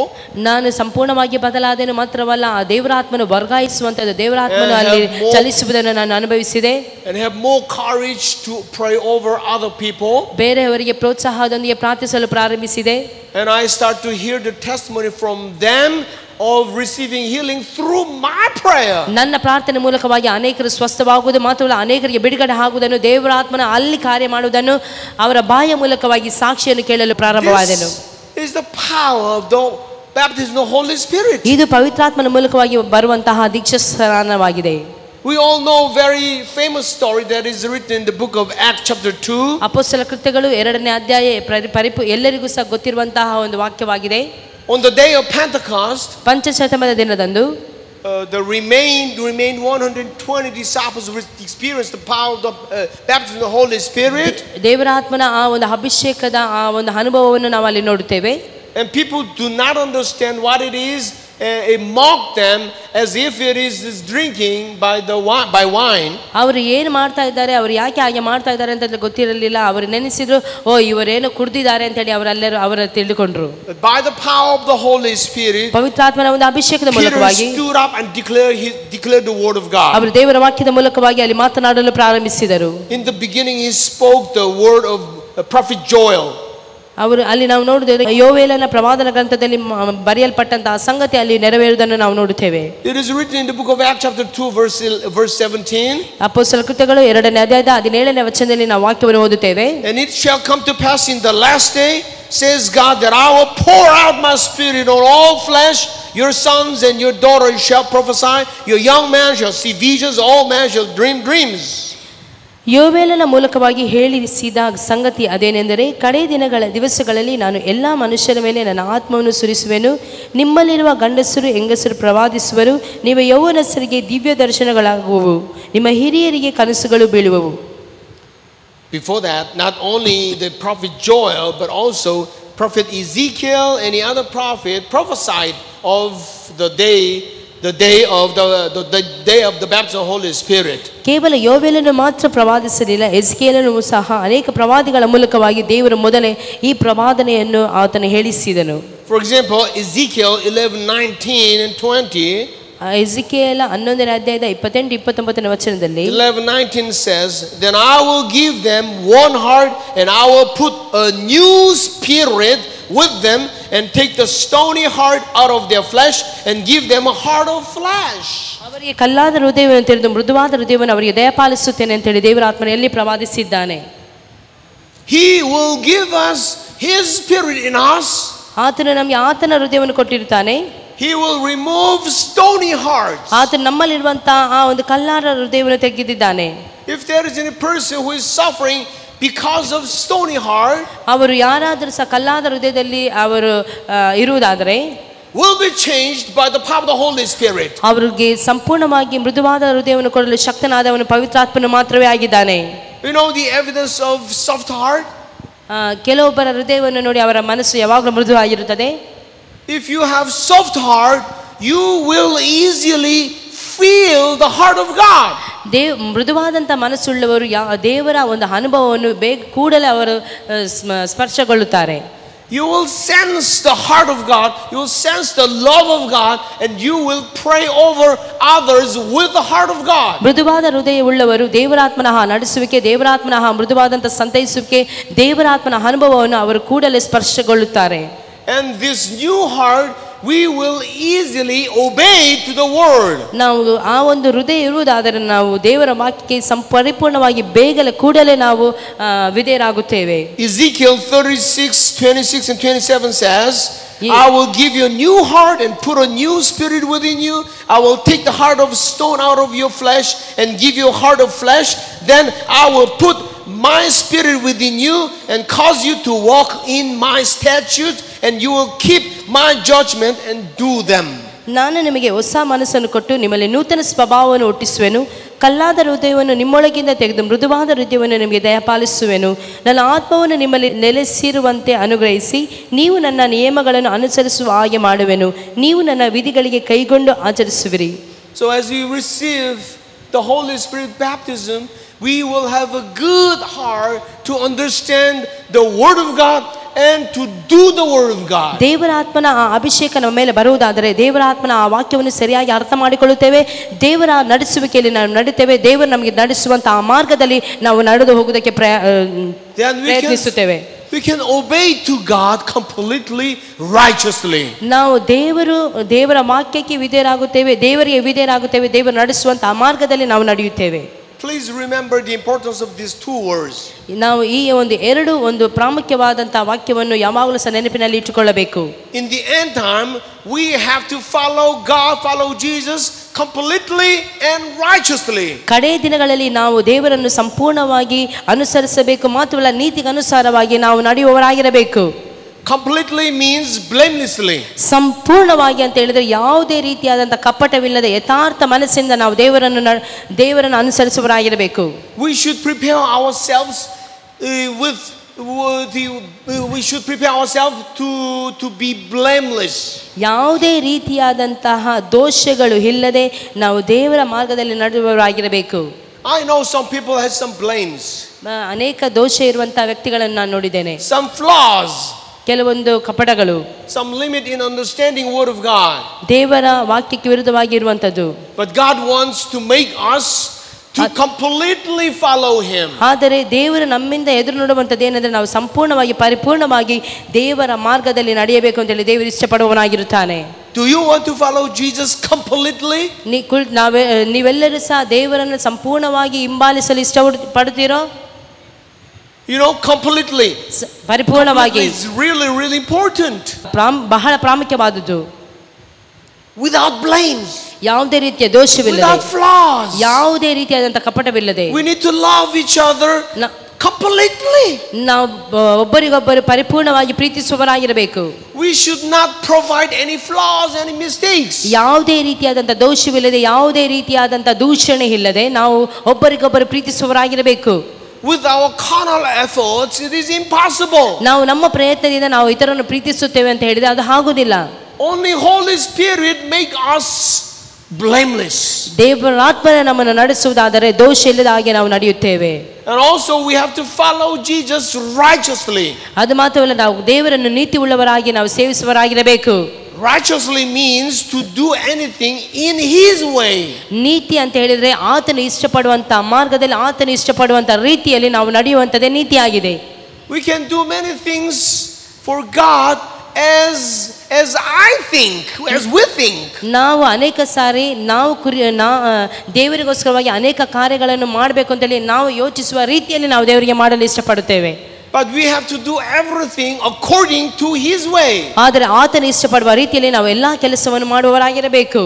According to His statutes, His ordinance, His law, His Torah.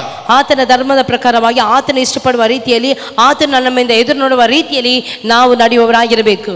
Only the Holy Spirit help us to ದೇವರಾತ್ಮ do the work righteously. ನಾವು ದೇವರಾತ್ಮ ನಮಗೆ ಸಹಾಯ ಮಾಡುವುದಾದರೆ ಮಾತ್ರ ನಾವು ಸರಿಯಾದ ರೀತಿಯಲ್ಲಿ ನೀತಿಯ ರೀತಿಯಲ್ಲಿ ನಡೆಯಲು ಸಾಧ್ಯವಾಗುತ್ತದೆ.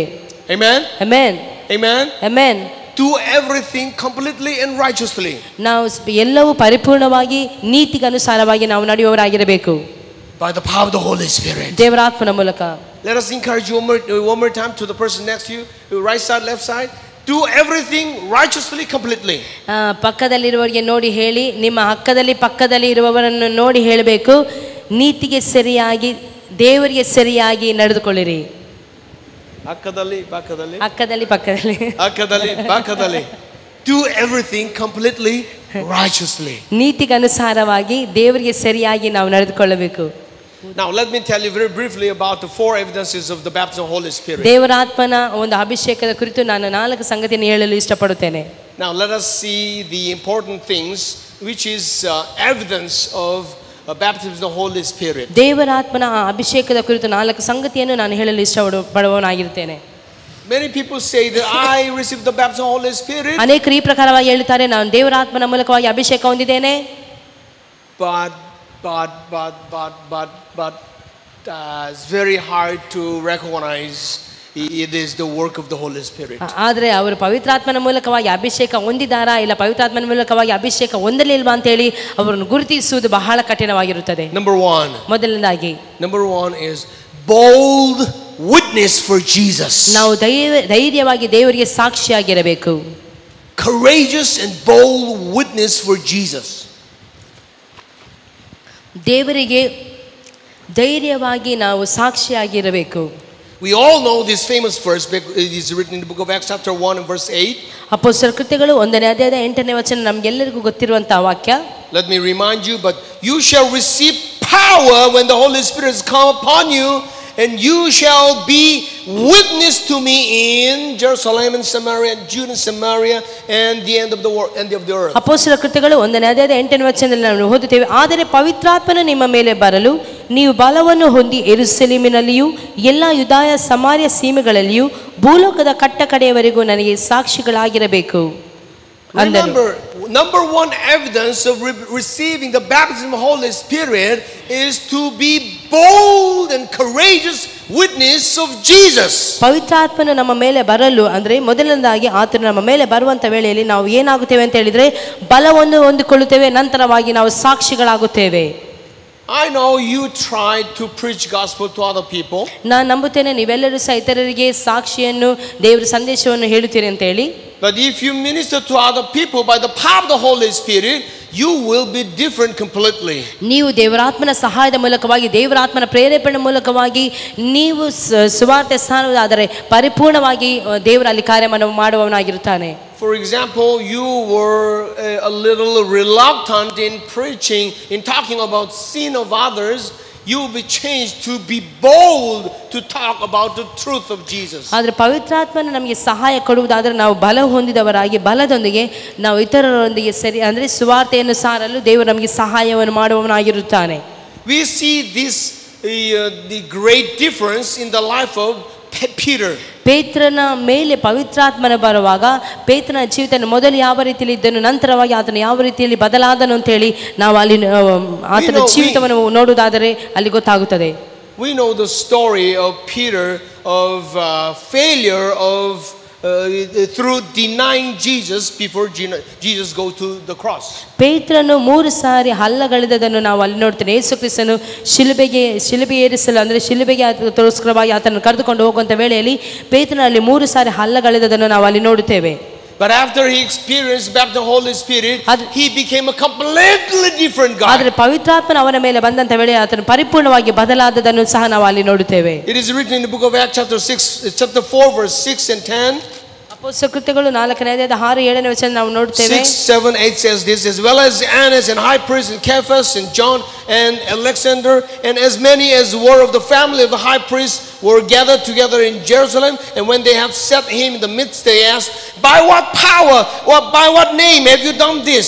Then Peter, filled with the Holy Spirit, and said to them, rulers of the people and elders of Israel, let it be known, in verse 10 says, let it be known to all the people of Israel, that by the name of Jesus Christ of Nazareth, whom you crucified, whom God raised from the dead, by whom this man stands here before you whole. ಹನ್ನನೆಂಬ ಮಹಾಯಾಜಕನು, ಕಾಯಫನು, ಯೋಹಾನನು, ಅಲೆಕ್ಸಾಂದ್ರನು, ಮಹಾಯಾಜಕನ ಸಂಬಂಧಿಕರೆಲ್ಲರೂ ಇದ್ದರು. ಇವರು ಪೇತ್ರ ಯೋಹಾನನ ನಡುವೆ ನಿಲ್ಲಿಸಿ, ನೀವು ಎಂಥ ಶಕ್ತಿಯಿಂದ ಎಂಥ ಹೆಸರಿನ ಇದನ್ನು ಮಾಡುತ್ತೀರಿ ಎಂದು ಕೇಳಲು, ಪೇತ್ರನು ಪವಿತ್ರಾತ್ಮ ಭರಿತನಾಗಿ ಅವರಿಗೆ, ಜನರ ಅಧಿಕಾರಿಗಳೇ, ಹಿರಿಯರೇ, ಒಬ್ಬ ಹೀನನಿಗೆ ಆದ ಉಪಕಾರದ ವಿಷಯದಲ್ಲಿ ಅವನಿಗೆ ಯಾದರಿಂದ ನೆಟ್ಟಗಾಯಿತು ಎಂಬುದಾಗಿ ನಮ್ಮನ್ನು ಈ ಹೊತ್ತು ವಿಚಾರಣೆ ಮಾಡುವುದಾದರೆ, ನಿಮ್ಮೆಲ್ಲರಿಗೂ ಇಸ್ರಾಯೇಲ್ ಜನರೆಲ್ಲರಿಗೂ ತಿಳಿಯಬೇಕಾದದೇನೆಂದರೆ, ನೀವು ಶಿಲುಬೆಗೆ ಹಾಕಿಸಿದಂಥ ಮತ್ತು ದೇವರು ಸತ್ತರೊಳಗಿಂದ ಎಬ್ಬಿಸಿದಂಥ ನಸರೇತಿನ ಯೇಸು ಕ್ರಿಸ್ತನ ಹೆಸರಿನಿಂದಲೇ ಈ ಮನುಷ್ಯನು ನಿಮ್ಮೆದುರಿನಲ್ಲಿ ಸ್ವಸ್ಥನಾಗಿ ನಿಂತಿರುತ್ತಾನೆ. Imagine these words. ದಯವಿಟ್ಟು ಇದನ್ನು ಧ್ಯಾನಿಸಿರಿ, ಈ ವಾಕ್ಯವನ್ನು ಧ್ಯಾನಿಸಿರಿ. Before Peter. ಪೇತ್ರ ಯೋಹಾನನು ಯಾರು? In verse 6 he says, Annas, Caiaphas and high priest. ಇಲ್ಲಿ ನಾವು ನೋಡುತ್ತೇವೆ 4ನೇ ಅಧ್ಯಾಯದ 6ನೇ ವಚನದಲ್ಲಿ ಹನ್ನನೆಂಬ ಮಹಾಯಾಜಕನು, ಕಾಯಫನು. You know who these evil guys are? ಇವರೆಲ್ಲ ಯಾರಾಗಿದ್ದರು? These are the people who killed Jesus. ಇವರು ಯಾರಂತ ಹೇಳಿದ್ರೆ ಯೇಸುವನ್ನು ಶಿಲುಬೆಗೆ ಹಾಕಿದವರು. And plus more of scribes and rulers gathered there and threatening Peter. ಅದು ಮಾತ್ರವಲ್ಲ, ಯಾಜಕರು ಫರಿಸಾಯರು ಸಹ ಅಲ್ಲಿರುವುದನ್ನು ನಾವು ನೋಡುತ್ತೇವೆ. But Peter denied Jesus at all. ಆದರೆ ಈ ಪೇತ್ರನು ಅಲ್ಲಿ ಧೈರ್ಯವಾಗಿ ಮಾತನಾಡುವುದನ್ನು ನಾವು ನೋಡುತ್ತೇವೆ. And instead clearly declared the name of Jesus, that is written in verse 10.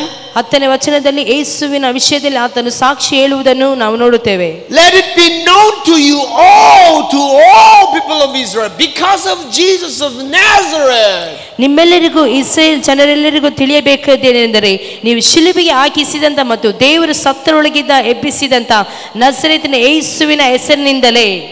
How could he be changed like this? ಅವನು ಈ ರೀತಿಯಲ್ಲಿ ಬದಲಾವಣೆ ಆಗುವುದಕ್ಕೆ ಕಾರಣವೇನು? The secret is in verse 8. ರಹಸ್ಯವೇನೆಂದರೆ ಈ 4ನೇ ಅಧ್ಯಾಯದ 8ನೇ ವಚನ.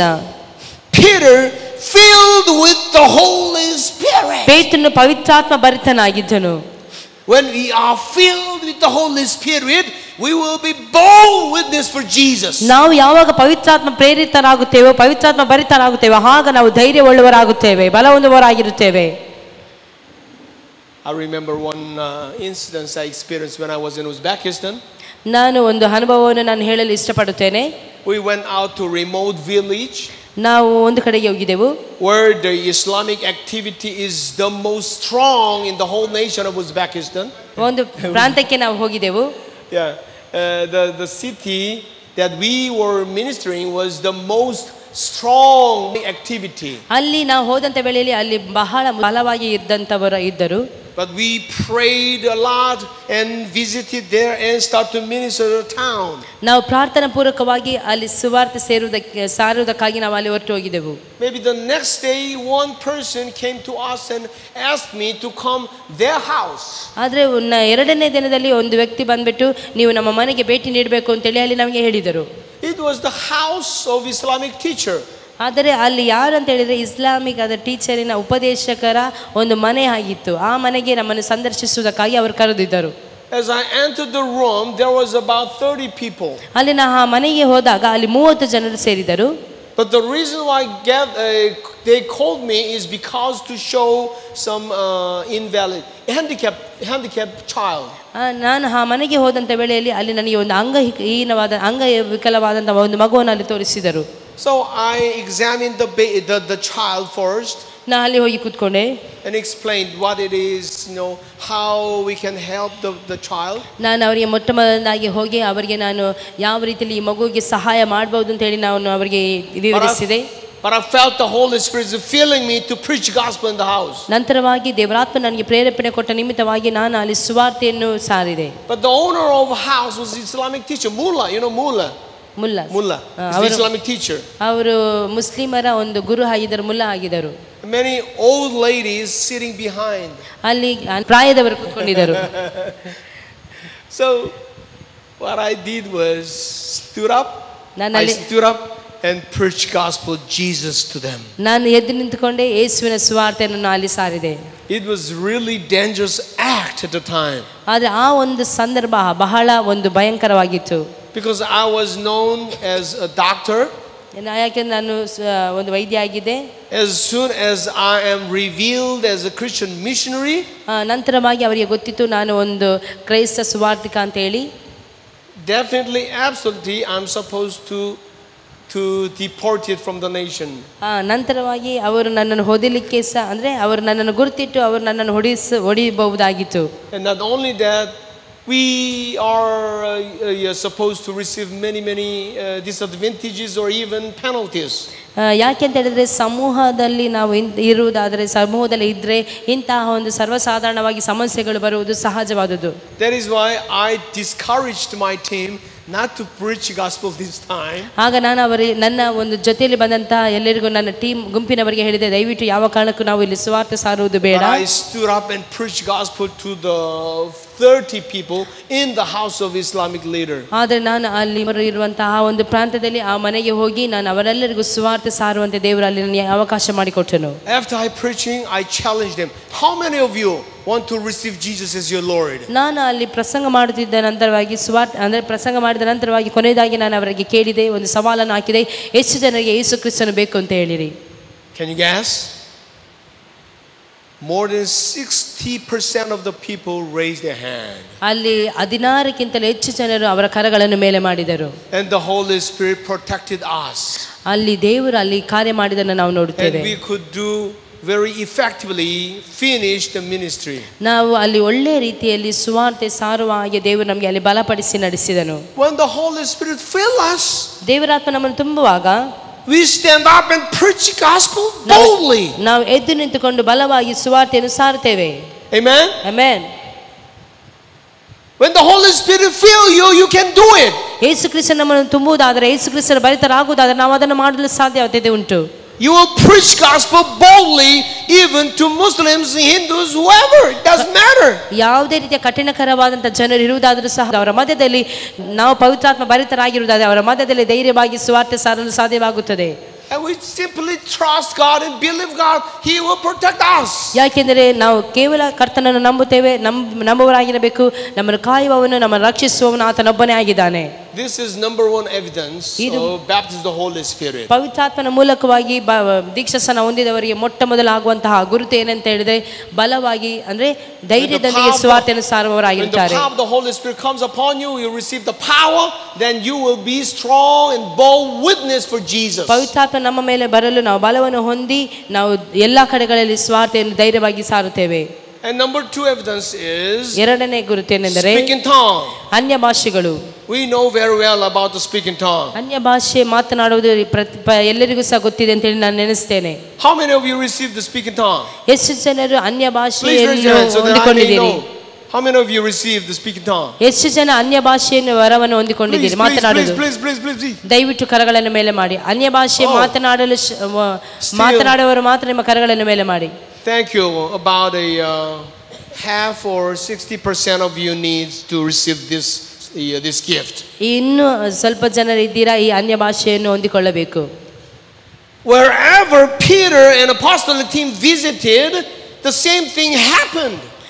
ಅಪೊಸ್ತಲರ ಪೇತ್ರನು ಮತ್ತು ಅವರ ಗುಂಪಿನವರು ಹೋದಂತ ವೇಳೆ ಇದೇ ರೀತಿಯಲ್ಲಿ ನಡೆಯಿತಲ್ಲಿ.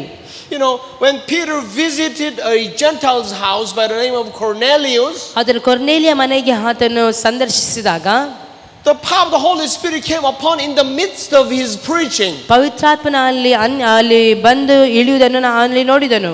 This story is written in the book of Acts chapter 10 verse 44 and 45 46. ಅಪೊಸ್ತಲರ ಕೃತ್ಯಗಳು 10ನೇ ಅಧ್ಯಾಯದ 43 44ನೇ ವಚನ ನಾವು ನೋಡುತ್ತೇವೆ. While Peter was still speaking these words, the Holy Spirit fell upon all those who heard the word, and those of the circumcision who believed were astonished, as many as came with Peter, because the gift of the Holy Spirit had been poured out on the Gentiles also, for they heard them speak with tongues and magnify God.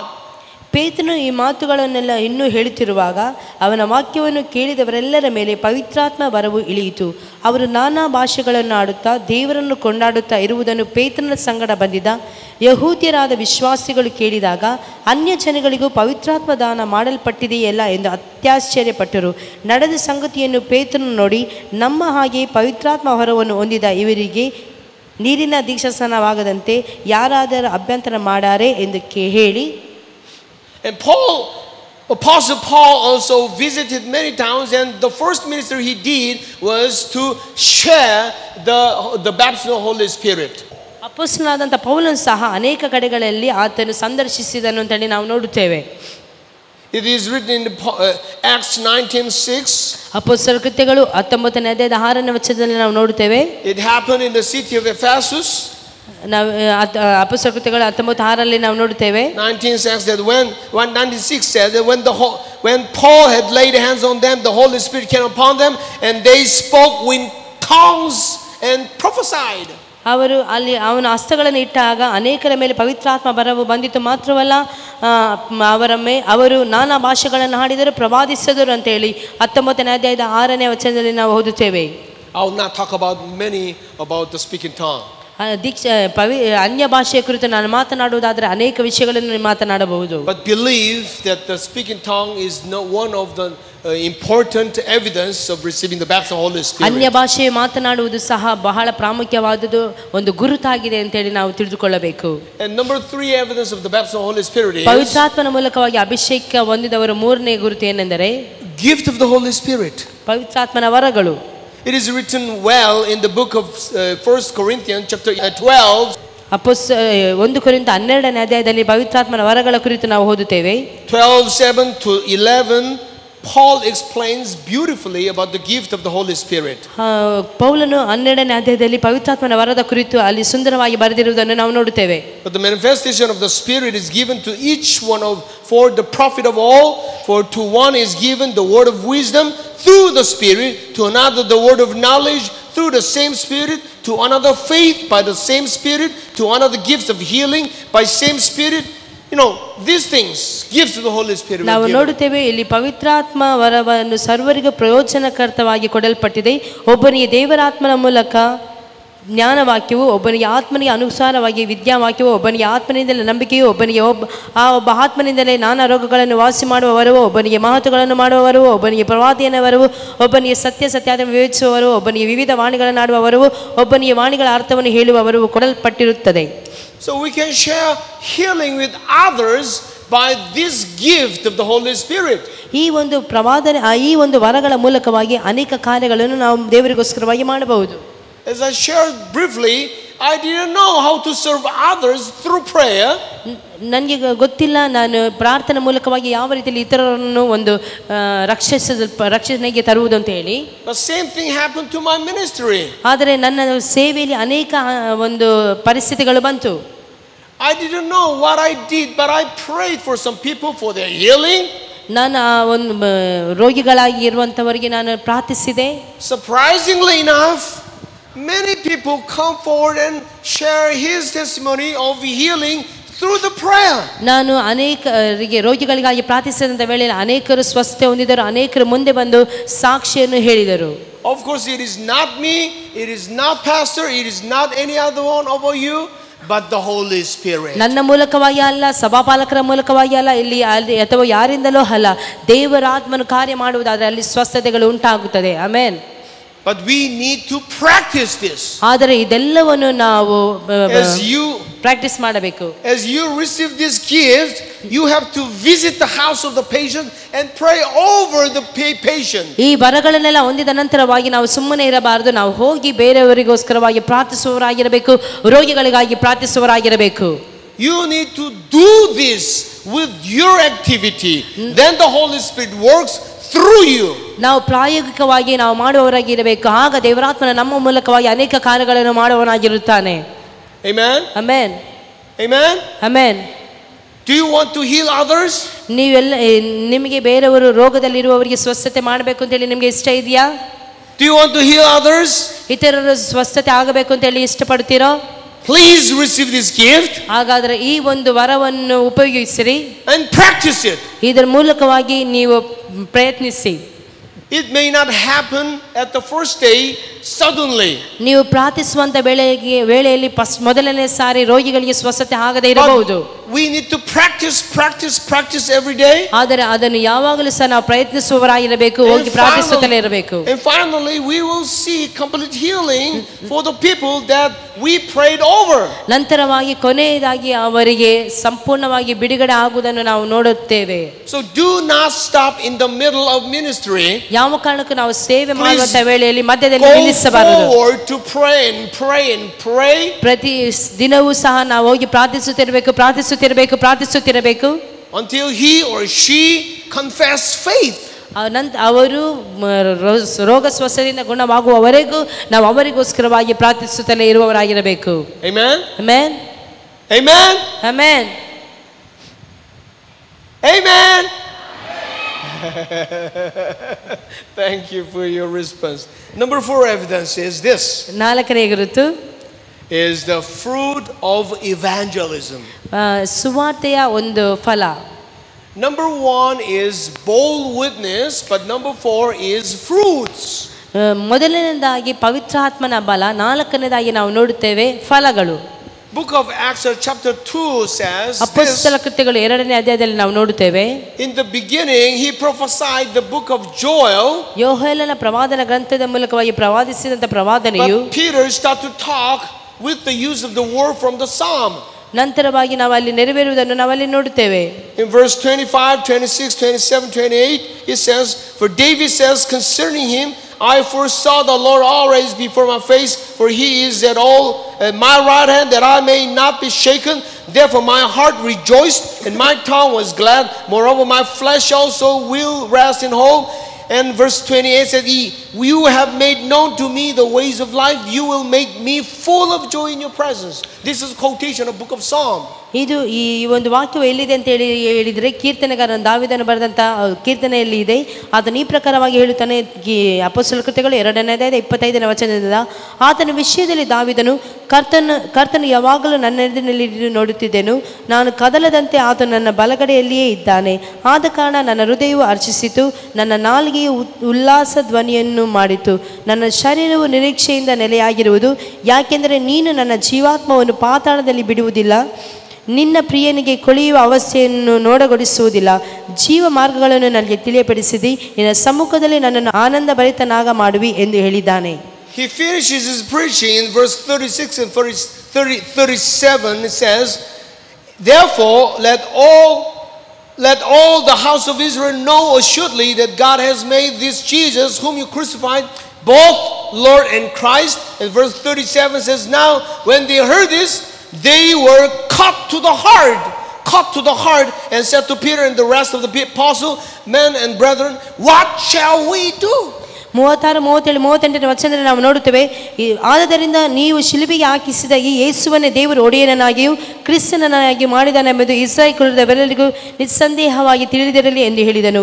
ಇದನ್ನು ಅವರು ಕೇಳಿ ಹೃದಯದಲ್ಲಿ ಅಲುಗು ನೆಟ್ಟಂತಾಗಿ ಪೇತ್ರನನ್ನು ಉಳಿದ ಅಪೊಸ್ತಲರನ್ನು, ಸಹೋದರರೇ ನಾವೇನು ಮಾಡಬೇಕು ಎಂದು ಕೇಳಲು, because he preached with the word of God, the word of God cut the heart of the listeners. ಅವರು ದೇವರ ವಾಕ್ಯವನ್ನು ಬಲವಾಗಿ ಅಲ್ಲಿ ಮಾತನಾಡಿದ ಮೂಲಕವಾಗಿ ದೇವರ ವಾಕ್ಯವು ಅಲ್ಲಿ ಕಾರ್ಯ ಮಾಡಿದನ್ನು ನಾವು ನೋಡುತ್ತೇವೆ.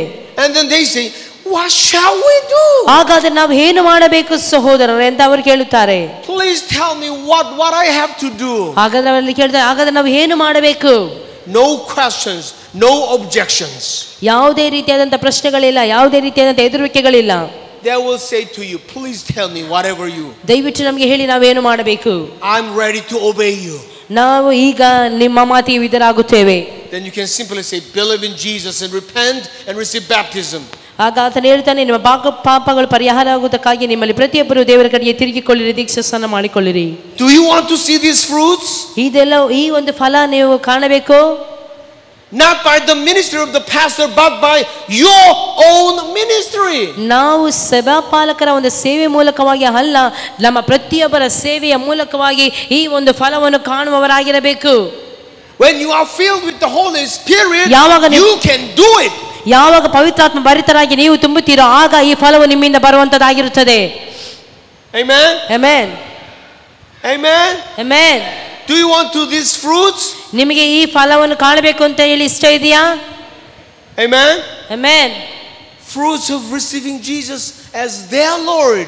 ಯಾಕೆಂತ ಹೇಳಿದ್ರೆ ಯೇಸುವನ್ನು ನಾವು ಹೊಂದಿಕೊಂಡಿದ್ದೇವೆ, ನಮ್ಮ ಮೂಲಕವಾಗಿ ಇತರರು ಯೇಸುವನ್ನು ಹೊಂದಿಕೊಳ್ಳಬೇಕು. I know Pastor Sunil and they are very effective preacher. ನನಗೆ ಗೊತ್ತುಂಟು ಸಭಾಪಾಲಕರು ಒಳ್ಳೆ ರೀತಿಯಲ್ಲಿ ಒಳ್ಳೆಯ ಒಂದು ಪ್ರಸಂಗಿ ಅಂತ ಹೇಳಿ. But they cannot go everywhere. ಆದ್ರೆ ಅವರು ಎಲ್ಲಾ ಕಡೆಗಳಲ್ಲಿ ಹೋಗಲಿಕ್ಕೆ ಸಾಧ್ಯವಿಲ್ಲ. Especially your hometown. ಇದು ನಿಮ್ಮ ಒಂದು ಇರುವಂತಹ ಒಂದು ಸ್ಥಳ. To your hometown you have to go. ನೀವು ಇರುವಂತಹ ಸ್ಥಳಕ್ಕೆ ನೀವೇ ಹೋಗಬೇಕು. Come to the pastor and ask his anointing and impartation. ಬನ್ನಿ ಸಭಾಪಾಲಕರ ಬಳಿಯಲ್ಲಿ ಬಂದು ಅವರ ಹತ್ರ ಪ್ರಾರ್ಥಿಸಿಕೊಳ್ಳಿರಿ. Whenever you plan to go your hometown, come to the pastor, come to your wife, a sister, and then receive prayer of impartation and go your hometown and minister to them. ನೀವು ನಿಮ್ಮ ಸ್ವಂತ ಊರಿಗೆ ಹೋಗುವಂತ ವೇಳೆಯಲ್ಲಿ ಬನ್ನಿರಿ, ಸಭಾಪಾಲಕರ ಜೊತೆಯಲ್ಲಿ ಪ್ರಾರ್ಥಿಸಿರಿ. ಸಭಾಪಾಲಕರ ಹತ್ರ ಹೇಳಿ ನೀವು ನನಗೋಸ್ಕರವಾಗಿ ಕೈ ಇಟ್ಟು ಪ್ರಾರ್ಥಿಸಿ ಅಂತ ಹೇಳಿ ಅವರ ಮಿಸಸ್ ಹತ್ರ ಬಂದು ಪ್ರಾರ್ಥನೆ ಮಾಡಿಕೊಳ್ಳಿರಿ. ನಂತರ ನೀವು ಹೋಗಿ ದೇವರು ನಿಮ್ಮ ಮೂಲಕವಾಗಿ ಕಾರ್ಯವನ್ನು ಮಾಡುವವನಾಗಿರುತ್ತಾನೆ. The Holy Spirit ministers through me, through him and through you as well. ದೇವರ ಆತ್ಮನ ಅವರ ಮೂಲಕವಾಗಿ, ನಮ್ಮ ಮೂಲಕವಾಗಿ, ನಿಮ್ಮ ಮೂಲಕವಾಗಿ ಆತನು ಮಾಡುವವನಾಗಿರುತ್ತಾನೆ. Amen. Amen. Amen. Amen. Do you want to receive the baptism of the Holy Spirit today? ದೇವರ ಆತ್ಮನ ಅಭಿಷೇಕವನ್ನು ಹೊಂದಿಕೊಳ್ಳಬೇಕೆಂದು ಇಷ್ಟಪಡುತ್ತೀರೋ? Do you want to renew the level of the Holy Spirit in you? ದೇವರ ಆತ್ಮನಿಂದ ನಡೆಸಲ್ಪಡಬೇಕು ಅಂತ ಹೇಳಿ ನೀವು ಇಷ್ಟಪಡುತ್ತೀರೋ? Amen. Amen. Before we minister to you, ಆತನು ನಮಗೆ ಸಹಾಯ ಮಾಡೋದಕ್ಕಿಂತ ಮುಂಚಿತವಾಗಿ two very important things. ಒಂದು ಪ್ರಾಮುಖ್ಯವಾದಂತ ಸಂಗತಿಯನ್ನು ತಿಳಿದುಕೊಳ್ಳೋಣ. We need to prepare ourselves ನಮ್ಮನ್ನೇ ನಾವು ಸಿದ್ಧಪಡಿಸಿಕೊಳ್ಳಬೇಕು. to receive the baptism of the Holy Spirit. ಪವಿತ್ರಾತ್ಮನು ನಾವು ಪಡೆದುಕೊಳ್ಳಬೇಕಾದರೆ ನಮ್ಮನ್ನೇ ನಾವು ಸಿದ್ಧಪಡಿಸಿಕೊಳ್ಳಬೇಕು. We need to make ourselves holy. ನಮ್ಮನ್ನು ಪರಿಶುದ್ಧತೆಗೆ ನಡೆಸಿಕೊಳ್ಳಬೇಕು. Because our body is holy. ಯಾಕೆಂದರೆ ನಮ್ಮ ಶರೀರವು ಪರಿಶುದ್ಧವಾಗಿರಬೇಕು. As temple of God. ನಮ್ಮ ಶರೀರವು ದೇವರ ಆಲಯವಾಗಿದೆ. In 1 Corinthians chapter 3 verse 16 and 17. ಅಪೊಸ್ತಲರ ಕೃತ್ಯಗಳು 3ನೇ ಅಧ್ಯಾಯದ 16 17ನೇ ವಚನದಲ್ಲಿ ನಾವು ದೇವರ ವಾಕ್ಯ ಈ ಪ್ರಕಾರವಾಗಿ ಹೇಳುತ್ತದೆ. Do you not know that you are the temple of God and the Spirit of God dwells in you? If anyone defiles the temple of God, God will destroy him. ನೀವು ದೇವರ ಆಲಯವಾಗಿದ್ದೀರೆಂದು ದೇವರ ಆತ್ಮನು ನಿಮ್ಮಲ್ಲಿ ವಾಸ ಮಾಡುತ್ತಾನೆಂದು ನಿಮಗೆ ಗೊತ್ತಿಲ್ಲವೋ? ಯಾವನಾದರೂ ದೇವರ ಆಲಯವನ್ನು ಕೆಡಿಸಿದರೆ ದೇವರು ಅವನನ್ನು ಕೆಡಿಸುವನು. ಯಾಕೆಂದರೆ ದೇವರ ಆಲಯವು ಪವಿತ್ರವಾದದ್ದು, ಆ ಆಲಯವು ನೀವೇ. So preparing ourselves holy is really important. ಆದುದರಿಂದ ನಾವು ಯಾವಾಗಲೂ ಸಹ ಪವಿತ್ರರಾಗಿರಬೇಕು. ಇದು ಬಹಳ ಪ್ರಾಮುಖ್ಯವಾದ ಸಂಗತಿಯಾಗಿದೆ. So we have to have some time of repentance if necessary. ನಮಗೆ ಆ ಒಂದು ಪವಿತ್ರವಾಗುವುದಕ್ಕೆ ನಮಗೆ ಬೇಕಾದರೆ ನಾವು ದೇವರ ಸನ್ನಿಧಾನದಲ್ಲಿ ಕೇಳಿಕೊಳ್ಳೋಣ. ಕೆಲವೊಂದು ನಿಮಿಷ ದೇವರ ಆತ್ಮನಿಗೆ ಒಪ್ಪಿಸಿಕೊಡೋಣ. We can repent very easily. ನಾವು ಸುಲಭವಾಗಿ ಮಾನಸಾಂತರ ಹೊಂದಬಹುದು, ಪಶ್ಚಾತ್ತಾಪ ಪಡಬಹುದು. But sometimes it is very difficult. ಆದರೆ ಕೆಲವೊಮ್ಮೆ ಅದು ಕಷ್ಟಕರವಾಗಿರುತ್ತದೆ. When there is a hidden sin. ರಹಸ್ಯವಾದಂತ ಪಾಪಗಳು ನಮ್ಮಲ್ಲಿ ಇರುವುದಾದರೆ. Do you know what is the most popular hidden sin? ನಿಮಗೆ ಗೊತ್ತುಂಟ ರಹಸ್ಯವಾದಂತ ಪಾಪ ಯಾವುದು ಅಂತ ಹೇಳಿ? It's hard to realize, it's hard to find out. ಅದು ಬಹಳ ಕಠಿಣವಾಗಿರುತ್ತದೆ ಅದು ವ್ಯಕ್ತವಾಗುವುದಕ್ಕೆ. Do you know what it is? ಯಾವುದು ಗೊತ್ತುಂಟು? It is sin of unforgiveness. ನಾವು ಇತರರನ್ನು ಕ್ಷಮಿಸದೇ ಇರುವಂತದ್ದು. sin of unforgiveness. ಇತರರನ್ನು ಕ್ಷಮಿಸದೆ ಇರುವಂತದ್ದು ಸಹ ಅದೊಂದು ಪಾಪವಾಗಿದೆ. Because we are victimized by others. ನಮ್ಮನ್ನೇ ನಾವು ಯಾವ ಕಾರಣಕ್ಕೂ ಮೋಸಪಡಿಸಿಕೊಳ್ಳಬಾರದು. We are hurt by others. ನಾವು ನಮ್ಮ ಮೂಲಕವಾಗಿ ಇತರರಿಗೆ ನೋವು ಕೊಟ್ಟಿರುವುದಾದರೆ So we simply want to forget it. ನಾವು ಅದನ್ನು ಕ್ಷಮಿಸಿ ಬಿಡಬೇಕು. But don't know the power of the work of forgiveness.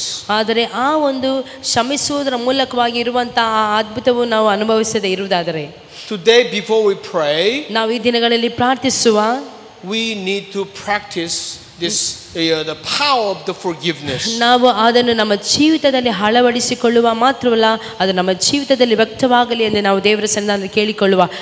ಇದನ್ನು ನಾವು ಕ್ಷಮಿಸುವುದರ ಮೂಲಕವಾಗಿ ದೇವರು ಎಷ್ಟೆಲ್ಲ ನಮಗೆ ಸಹಾಯ ಮಾಡುತ್ತಾನೆ ಅಂತೇಳಿ.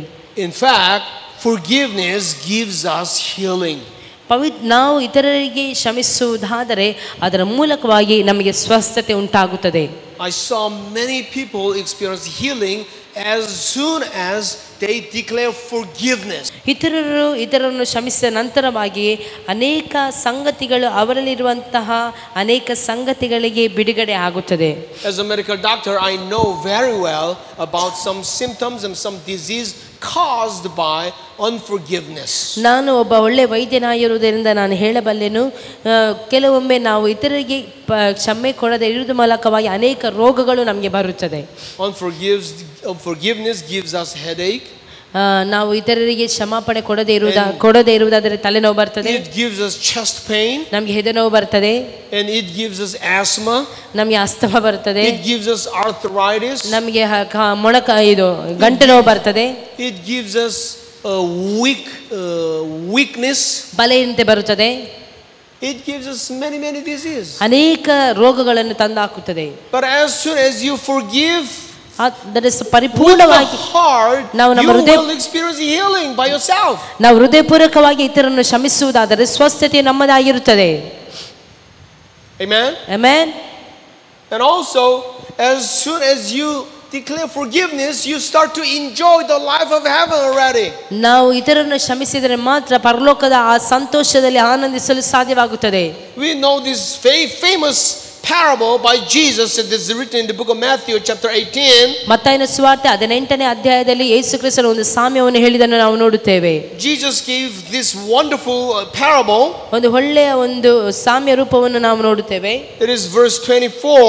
24ನೇ ಅಧ್ಯಾಯ ವಚನದಲ್ಲಿ, when he had begun to settle accounts, one was brought to him who owed him 10,000 talents, but as he was not able to pay, his master commanded that he be sold with his wife and children, all that he had, and that payment be made.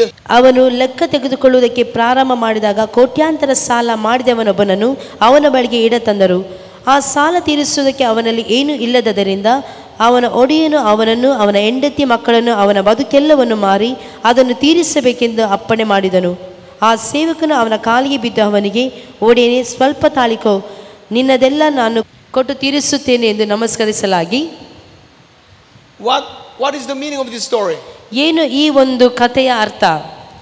The amount of debt. ಅನೇಕ ಒಂದು ಸಾಲ ಮಾಡಿದನು. 10,000 talents. ಕೋಟ್ಯಾಂತರ ಸಾಲ. Do you know how much is the 10,000 talents? ಕೋಟ್ಯಾಂತರ ಸಾಲ ಅಂತ ಹೇಳಿದ್ರೆ ನಿಮಗೆ ಗೊತ್ತುಂಟಾ? Someone calculate the 10,000 talents into a currency of today. ಕೋಟ್ಯಾಂತರ ಸಾಲವನ್ನು ಅದನ್ನು it is about $1 billion. ಅದು $1 ಬಿಲಿಯನ್ US ಆಗ್ತದೆ. Can you guess $1 billion? Image ಮಾಡಿ ಹೇಗೆ ಇರಬಹುದು, ಎಷ್ಟು ಇರಬಹುದು ಅಂತ ಹೇಳಿ. It's a huge amount. ದೊಡ್ಡ ಮೊತ್ತ. $1 billion amount symbolizes the amount of our sins against God. ಅದು ಯಾವುದಕ್ಕೆ ಸೂಚನೆ ಆಗಿದೆ ಅಂತ ಹೇಳಿದ್ರೆ ಅದು ನಮ್ಮ ಜೀವಿತದಲ್ಲಿರುವಂತಹ ಪಾಪಕ್ಕೆ ಸೂಚನೆ ಆಗಿದೆ. Our sins forgiven by God means our debt of $1 billion amount has cancelled. ಅಂದ್ರೆ ನಾವು ಅಷ್ಟು ಕಠಿಣವಾಗಿ, ಅಷ್ಟು ಬೆಲೆ ಬಾಳುವಂತ ಅಷ್ಟು ಒಂದು ದೊಡ್ಡ ಸಾಲಗಾರರಾಗಿದ್ದೆವು. ಕರ್ತನು ನಮ್ಮ ಪಾಪವನ್ನು ಕ್ಷಮಿಸಿದ್ದಾನೆ. Verse 26-27 says, 26-27 ವಚನ ಹೇಳುತ್ತದೆ, the servant therefore fell down before him saying, Master, have patience with me and I will pay you all. In verse 27, then the master of that servant was moved with compassion, released him, and forgave him the debt. ಆ ಸೇವಕನು ಅವನ ಕಾಲಿಗೆ ಬಿದ್ದು ಅವನಿಗೆ, ಒಡೆಯನೇ, ಸ್ವಲ್ಪ ತಾಳಿಕೋ, ನಿನ್ನದೆಲ್ಲ ನಾನು ಕೊಟ್ಟು ತೀರಿಸುತ್ತೇನೆ ಎಂದು ನಮಸ್ಕರಿಸಿ ಆ ಸೇವಕನ ಒಡೆಯನು ಕನಿಕರಪಟ್ಟು ಅವನನ್ನು ಬಿಡಿಸಿ ಆ ಸಾಲವನ್ನೆಲ್ಲ ಬಿಟ್ಟು ಬಿಟ್ಟನು. Let us celebrate each other. ನಾವು ಒಬ್ಬರಿಗೊಬ್ಬರು ಹೇಳೋಣ. Say to your neighbor, ನಿಮ್ಮ ಪಕ್ಕದಲ್ಲಿರೋರಿಗೆ ಹೇಳೋಣ, your $1 billion amount of sin has forgiven. ನಿನ್ನ ಕೋಟ್ಯಾಂತರ ಸಾಲ ಕರ್ತನು ತೀರಿಸಿದ್ದಾನೆ. $1 billion amount of ಕೋಟ್ಯಾಂತರ sin. ಸಾಲವನ್ನು ಕರ್ತನು ನೀಗಿಸಿದ್ದಾನೆ. Unpayable amount of money has cancelled. ನಾವು ಕೊಡ್ಲಿಕ್ಕೆ ಆಗದಿರುವಷ್ಟು ಒಂದು ಸಾಲವನ್ನು ಕರ್ತನು ನಮಗೆ ತೀರಿಸಿದ್ದಾನೆ. Hallelujah. Hallelujah. Our sins, my sin, your sin. ನನ್ನ ಪಾಪ, ನಿಮ್ಮ ಪಾಪ. Individually, $1 billion amount of money, even more than that. ಅದಕ್ಕಿಂತಲೂ ಹೆಚ್ಚಾದಂತ ಆ ಹಣ, ಅಂದ್ರೆ ಅಷ್ಟು ಪಾಪವನ್ನು ಕರ್ತನಾದಂತ ಯೇಸು ಕ್ರಿಸ್ತನು ಕ್ಷಮಿಸಿದ್ದಾನೆ. But what happened next in ಅದರ verse 28? ನಂತರವಾದಂತ ವಚನದಲ್ಲಿ ಏನಾಯಿತು ಅಂತ ನೋಡೋಣ. Verse 28 says, but that servant went out and found one of his fellow servants who owed him 100 denarii, and he laid hands on him and took him by the throat, saying, pay me what you owe. So his fellow servant fell down at his feet and begged him, saying, have patience with me, and I will pay you all. Then he would not, but went and threw him into prison till he should pay the debt. ತರುವಾಯ ಆ ಸೇವಕನು ಹೊರಗೆ ಬಂದು ತನಗೆ 100 ಹಣ ಕೊಡಬೇಕಾದ ಒಬ್ಬ ಜೊತೆ ಸೇವಕನನ್ನು ಕಂಡು ಅವನನ್ನು ಹಿಡಿದು, ಎಲ್ಲ ನನ್ನ ಸಾಲ ತೀರಿಸು ಎಂದು ಹೇಳಿ ಕುತ್ತಿಗೆ ಸಿಕ್ಕಿದನು. ಆಗ ಅವನ ಜೊತೆ ಸೇವಕನು ಅವನ ಕಾಲಿಗೆ ಬಿದ್ದು, ಸ್ವಲ್ಪ ತಾಳಿಕೋ, ತೀರಿಸುತ್ತೇನೆ ಎಂದು ಬೇಡಿಕೊಂಡನು. ಆದರೆ ಅವನು ಒಪ್ಪದೆ ಹೊರಗೆ ಹೋಗಿ ಆ ಸಾಲ ತೀರಿಸುವ ತನಕ ಅವನನ್ನು ಸೆರೆ ಮನೆಯಲ್ಲಿ ಹಾಕಿಸಿದನು. You know how much is 100 denarii? ಅವನು ಎಷ್ಟು ಕೊಡಬೇಕಾಗಿತ್ತು? I calculated to the current rupee. It is amount 400,000 rupees. ಆತನು ಅವರ ಭಾಷೆಯಲ್ಲಿ ಅಂದರೆ 400,000 ರುಪೀಸ್ ಆಗಿತ್ತು. ಅಲ್ಲಿ ಇಲ್ಲಿ ಕನ್ನಡದಲ್ಲಿ ನಾವು ನೋಡ್ತೇವೆ 100 ರೂಪಾಯಿ ಅಂತೇಳಿ. It is quite a big money maybe. ಅದು ತುಂಬ ದೊಡ್ಡ ಹಣವಾ, ಮೊತ್ತವಾ? But I think it is payable. ಆದರೆ ಅದನ್ನು ನಾವು ಹಿಂತಿರುಗಿಸಿ ಕೊಡಬಹುದು. To his fellow who owed him 100 denarii, he took throat and throw into the prison. ಆತನು ಕುತ್ತಿಗೆಯನ್ನು ಹಿಡ್ಕೊಂಡು, ಅದನ್ನು ಕೊರಳ ಪಟ್ಟಿಯನ್ನು ಹಿಡ್ಕೊಂಡು ಆತನ ಸೆರೆಗೆ ಹಾಕಿದನ್ನು ನಾವು ಅಲ್ಲಿ ಆ ವಾಕ್ಯದಲ್ಲಿ ನಾವು ಓದುತ್ತೇವೆ. You got the message what it says. ನಾನು ಯಾವ ಒಂದು ಸಂದೇಶವನ್ನು ಕೊಡ್ತಿದ್ದೇನೆ ನಿಮಗೆ ಅರ್ಥ ಆಗ್ತದೆ ಅಂತ ಹೇಳಿ ನಾನು ತಿಳ್ಕೊಳ್ತಿದ್ದೇನೆ. If we fail in forgiving others, we are the one like that. ನಾವು ಇತರರ ತಪ್ಪುಗಳನ್ನು ಕ್ಷಮಿಸದೆ ಹೋದರೆ ನಮ್ಮ ಗತಿಯು ಸಹ ಅದೇ ಆಗುತ್ತದೆ. And then what happens? ಅಲ್ಲಿ ಕೆಳಗೆ ಏನಾಯಿತು ನೋಡೋಣ. In verse 32, then his master, after he had called him, said to him, you wicked servant, I forgive you all that because you begged me. Should you not also have had compassion on your fellow servant, just as I have pity on you? ಆಗ ಅವನ ಒಡೆಯನು ಅವನನ್ನು ಕರೆಸಿ, ಎಲ್ಲ ನೀಚನೆ, ನೀನು ನನ್ನನ್ನು ಬೇಡಿಕೊಂಡದರಿಂದ ಆ ಸಾಲವಿಲ್ಲ ನಾನು ಬಿಟ್ಟು ಬಿಟ್ಟೆನಲ್ಲ. ನಾನು ನಿನ್ನನ್ನು ಕನಿಕರಿಸಿದ ಹಾಗೆ ನೀನು ಸಹ ನಿನ್ನ ಜೊತೆ ಸೇವಕನನ್ನು ಕನಿಕರಿಸಬಾರದತೆ ಎಂದು ಹೇಳಿ ಸಿಟ್ಟು ಮಾಡಿ ತನಗೆ ಕೊಡಬೇಕಾದ ಸಾಲವನ್ನು ತೀರಿಸುವ ತನಕ ಪೀಡಿಸುವವರ ಕೈಗೆ ಒಪ್ಪಿಸಿದನು. And verse 34 continues to say that, and his master was angry and delivered him to the torturer until he should pay all that was due him. ಪುನಃ ನಾವು ಅಲ್ಲಿ 32ನೇ ವಚನವನ್ನು ಓದಿಕೊಳ್ಳೋಣ. ಆಗ ಅವನ ಒಡೆಯನು ಅವನನ್ನು ಕರೆಸಿ, ಎಲ್ಲ ನೀಚನೆ, ನೀನು ನನ್ನನ್ನು ಬೇಡಿಕೊಂಡದರಿಂದ ಆ ಸಾಲವನ್ನೆಲ್ಲ ನಾನು ಬಿಟ್ಟು ಬಿಟ್ಟೇನಲ್ಲ. ನಾನು ನಿನ್ನನ್ನು ಕನಿಕರಿಸಿದ ಹಾಗೆ ನೀನು ಸಹ ನಿನ್ನ ಜೊತೆ ಸೇವಕನನ್ನು ಕನಿಕರಿಸಬಾರದಾಗಿತ್ತೆ. The cancellation of debt has cancelled. ನಾನು ನಿನಗೆ ಯಾವ ರೀತಿಯಲ್ಲಿ ಮನ್ನಾ ಮಾಡಿದ ಅದೇ ಪ್ರಕಾರವಾಗಿ ನೀನು ಅವನಿಗೆ ಮನ್ನಾ ಮಾಡಬಹುದಾಗಿತ್ತು. $1 billion debt has cancelled, but cancellation is cancelled. ನಾನು ಕೋಟ್ಯಾಂತರ ಸಾಲ, ನೀನು ನನಗೆ ಕೊಡಬೇಕಾದಂತಹ ಕೋಟ್ಯಾಂತರ ಸಾಲವನ್ನು ನಾನು ಮನ್ನಾ ಮಾಡಿದೆ. If we do not forgive others, ಆದರೆ ನಾವು ಇತರರಿಗೆ ನಾವು ಕ್ಷಮಿಸದೆ ಹೋದರೆ same thing happened to us. ಅದೇ ಒಂದು ಸಂಗತಿ ನಮಗೂ ಸಹ ಆಗಲಿಕ್ಕಿದೆ. We celebrated cancellation of our debts. ನಾವು ನಮ್ಮ ಪಾಪಕ್ಕೆ ಆದಂತಹ ಒಂದು ಮನ್ನವನ್ನು ನಾವು ದೇವರು ನಮಗೆ ಮಾಡಿದ್ದಾನೆ. But this cancellation may be cancelled unless we forgive others. ನಾವು ಇತರರಿಗೆ ಕ್ಷಮಿಸದೆ ಹೋದರೆ ನಮ್ಮ ಪಾಪಗಳು ಸಹ ಕ್ಷಮಿಸುವುದಿಲ್ಲ. So we ought to forgive each other. ಅದಕ್ಕೋಸ್ಕರವಾಗಿ ನಾವು ಪ್ರತಿಯೊಬ್ಬರು ಒಬ್ಬರಿಗೊಬ್ಬರು We ought ಕ್ಷಮಿಸುವವರಾಗಿರಬೇಕು. to forgive others. ನಾವು ಪ್ರತಿಯೊಬ್ಬರು ಸಹ ಕ್ಷಮಿಸುವವರಾಗಿರಬೇಕು. I remember when one time we ministered to other people in Uzbekistan. We had a session of the ministry of the Holy Spirit like this. ನಾವು ಇದೇ ಪ್ರಕಾರವಾಗಿ ಅಲ್ಲಿ ಪವಿತ್ರಾತ್ಮನ ಒಂದು ಕಾರ್ಯಕ್ಕೋಸ್ಕರವಾಗಿ ಪವಿತ್ರಾತ್ಮನ ಒಂದು ಆತನ ಒಂದು ಕಾರ್ಯಕ್ಕೋಸ್ಕರವಾಗಿ ನಾವು ಅಲ್ಲಿ ಪ್ರಾರ್ಥಿಸುತ್ತಿದ್ದೆವು. And I preached about the importance of the forgiveness. ನಾನು ಕ್ಷಮಾಪಣೆ ಕೊಡುವುದರ ಕುರಿತಾಗಿ ನಾನು ಅಲ್ಲಿ ಸಂದೇಶವನ್ನು ಕೊಡುತ್ತಿದ್ದೆ. But one old lady was crying. ಒಂದು ಹಿರಿಯ ಒಂದು ಅಜ್ಜಿ ಅಲ್ಲಿ ಅಳುತ್ತಾ ಇದ್ದರು. I challenged them to forgive others, but she was crying. ಅವರು ನಾನು ಅಲ್ಲಿ ಪ್ರಸಂಗ ಮಾಡಿದೆ ಇತರರನ್ನು ಕ್ಷಮಿಸಬೇಕು ಅಂತ ಹೇಳಿ ಅವರು ಅಲ್ಲಿ ಇದ್ದುಕೊಂಡು ಅವರು ಅಳುತ್ತಾ ಇದ್ರು, ಕಣ್ಣೀರು ಸುರಿಸುತ್ತಾ ಇದ್ದರು. So I asked her, "Did you forgive all of them?" ನಾನು ಅವರಲ್ಲಿ ಕೇಳಿದೆ, ನೀನು ಅವರಿಗೆ ಕ್ಷಮಿಸಿದೀಯಾ? And she was silent. ಅವರು ಬಹಳ ಮೌನವಾದರು. And I asked one more time, "Did you forgive others?" ಪುನಃ ಅವರಿಗೆ ಕೇಳಿದೆ, ನೀವು ಇತರರನ್ನು ಕ್ಷಮಿಸಿದ್ದೀರಾ? She cried out, "How I can forgive him?" ಆಗ ಅವರು ಜೋರಾಗಿ ಬೊಬ್ಬೆ ಹಾಕಿ ಅವರು ಹೇಳಿದ್ರು, ನಾನು ಹೇಗೆ ಅವರಿಗೆ ಕ್ಷಮಿಸಲು ಸಾಧ್ಯತೆ ಉಂಟು? How I can forgive him? ಹೇಗೆ ನಾನು ಅವರಿಗೆ ಕ್ಷಮೆಪಣೆ ಕೊಡ್ಲಿ? And the daughter-in-law of her came to me and said the story. ಅವರ ಸೊಸೆ ಬಂದು ಈ ಒಂದು ಕಥೆಯನ್ನು ಹೇಳಿದರು. This old lady had a very, very good grandson of aged about 3 and 4. ಅವರ ಒಂದು ಮರಿಮಗ ಅಂದ್ರೆ ಅವರ ಮೊಮ್ಮಗ 3-4 ವರ್ಷದ ಮಗನು. She loved her grandson so much. ಅವರು ಅವರ ಮೊಮ್ಮಗನನ್ನು ಬಹಳ ಪ್ರೀತಿಸುತ್ತಿದ್ದರು. And one day when the grandson was playing on the street, ಅವರ ಬೀದಿಯಲ್ಲಿ ಅವರ ಮೊಮ್ಮಗ ಆಟ ಆಡ್ತಾ ಇದ್ದಾಗ a drunken driver hit him and killed him. ಆ ಒಂದು ವಾಹನ ಚಲಾಯಿಸುವಂತ ಒಂದು ಜೀಪ್ ಓಡಿಸುವಂತ ಒಂದು ವ್ಯಕ್ತಿ ಆಟ ಆಡುತ್ತಿದ್ದಂತ ಆ ಮಗುವಿನ ಮೇಲೆ ಆ ವಾಹನ ಓಡಿಸಿದ್ರು. From the day this old lady could not even to live. ಆ ಒಂದು ಅದನ್ನು ಮರೀಲಿಕ್ಕೆ ಅವರಿಗೆ ಆಗಲಿಲ್ಲ. Because of the hurt. ಆ ಒಂದು ನೋವು ಅವರ ಹೃದಯದಲ್ಲಿ ಇತ್ತು. And she said, "I will not forgive him." ನಾನು ಅವರನ್ನು ಯಾವ ಕಾರಣಕ್ಕೂ ಕ್ಷಮಿಸಲು ಸಾಧ್ಯವೇ ಇಲ್ಲ. Imagine drunken driver. ಅವರು ಕುಡಿದಂತವರು killed her precious grandson. ಅವರ ಒಂದು ಮರಿಮಗನ ಆ ಒಂದು ಸಾವನ್ನು ನೋಡಿ How could she forgive him? ಯಾವ ರೀತಿಯಲ್ಲಿ ನಾನು ಅದನ್ನು ಕ್ಷಮಿಸಲು ಸಾಧ್ಯ? And I heard it and I stopped for a while. ನಾನು ನಿಲ್ಲಿಸಿದೆ, ಸ್ವಲ್ಪ ಸುಮ್ಮನೆ ಇದೆ. But again I challenged her. Even though he is an evil, even though he is Satan, you need to forgive him. ಏನೇ ಆಗಲಿ ನಾವು ಅವರನ್ನು ಕ್ಷಮಿಸಲೇಬೇಕು ಅಂತ ಹೇಳಿ ನಾನು ಅವರಿಗೆ ಹೇಳಿದೆ. For your sake, not for his sake, but for your sake. ಅವರ ಕಡೆಯಲ್ಲಿ ಅಲ್ಲ, ನಿಮ್ಮ ಕಡೆಯಿಂದ ನೀವು ಅವರಿಗೆ ಕ್ಷಮಾಪಣೆ ಕೊಡಲೇಬೇಕು ಅಂತ ಹೇಳಿ ಹೇಳಿದೆ. You know why we have to forgive others? ಯಾಕೆ ನಾವು ಕ್ಷಮಿಸಬೇಕು ಗೊತ್ತುಂಟ ಇತರರನ್ನು? Not for the person who victimized me. Not for the person who hurt me. ಅವರು ನನಗೆ ತಪ್ಪು ಮಾಡಿದ್ದಾರೆ, ಅವರಿಗೆ ಕ್ಷಮಾಪಣೆ, ಅವರಿಗೆ ಆ ರೀತಿಯಲ್ಲಿ ಅಂತ ಹೇಳಿ ಅಲ್ಲ. But for myself. ನನ್ನ ಕಡೆಯಿಂದ ನಾನು ಅವರಿಗೆ ಕ್ಷಮಾಪಣೆ ಕೊಡಬೇಕು. But for yourself.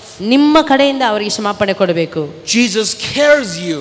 ಯಾಕೆಂದ್ರೆ ಹೇಳಿದ್ರೆ ಯೇಸು ಸ್ವಾಮಿ ನಮ್ಮನ್ನು ಕನಿಕರಿಸುವವನಾಗಿರುತ್ತಾನೆ. He challenges his disciples to forgive others is because not because of the others but because of his disciples. ಯಾಕೆಂತ ಹೇಳಿದ್ರೆ ಅವನು ನಮಗೆ ಸವಾಲಾಗಿ ಕೊಟ್ಟಿದ್ದಾನೆ, ಏನಂತ ಹೇಳಿದ್ರೆ ಇತರರ ತಪ್ಪುಗಳನ್ನು ಕ್ಷಮಿಸಬೇಕು ಅಂತ ಹೇಳಿ. We need to be blameless.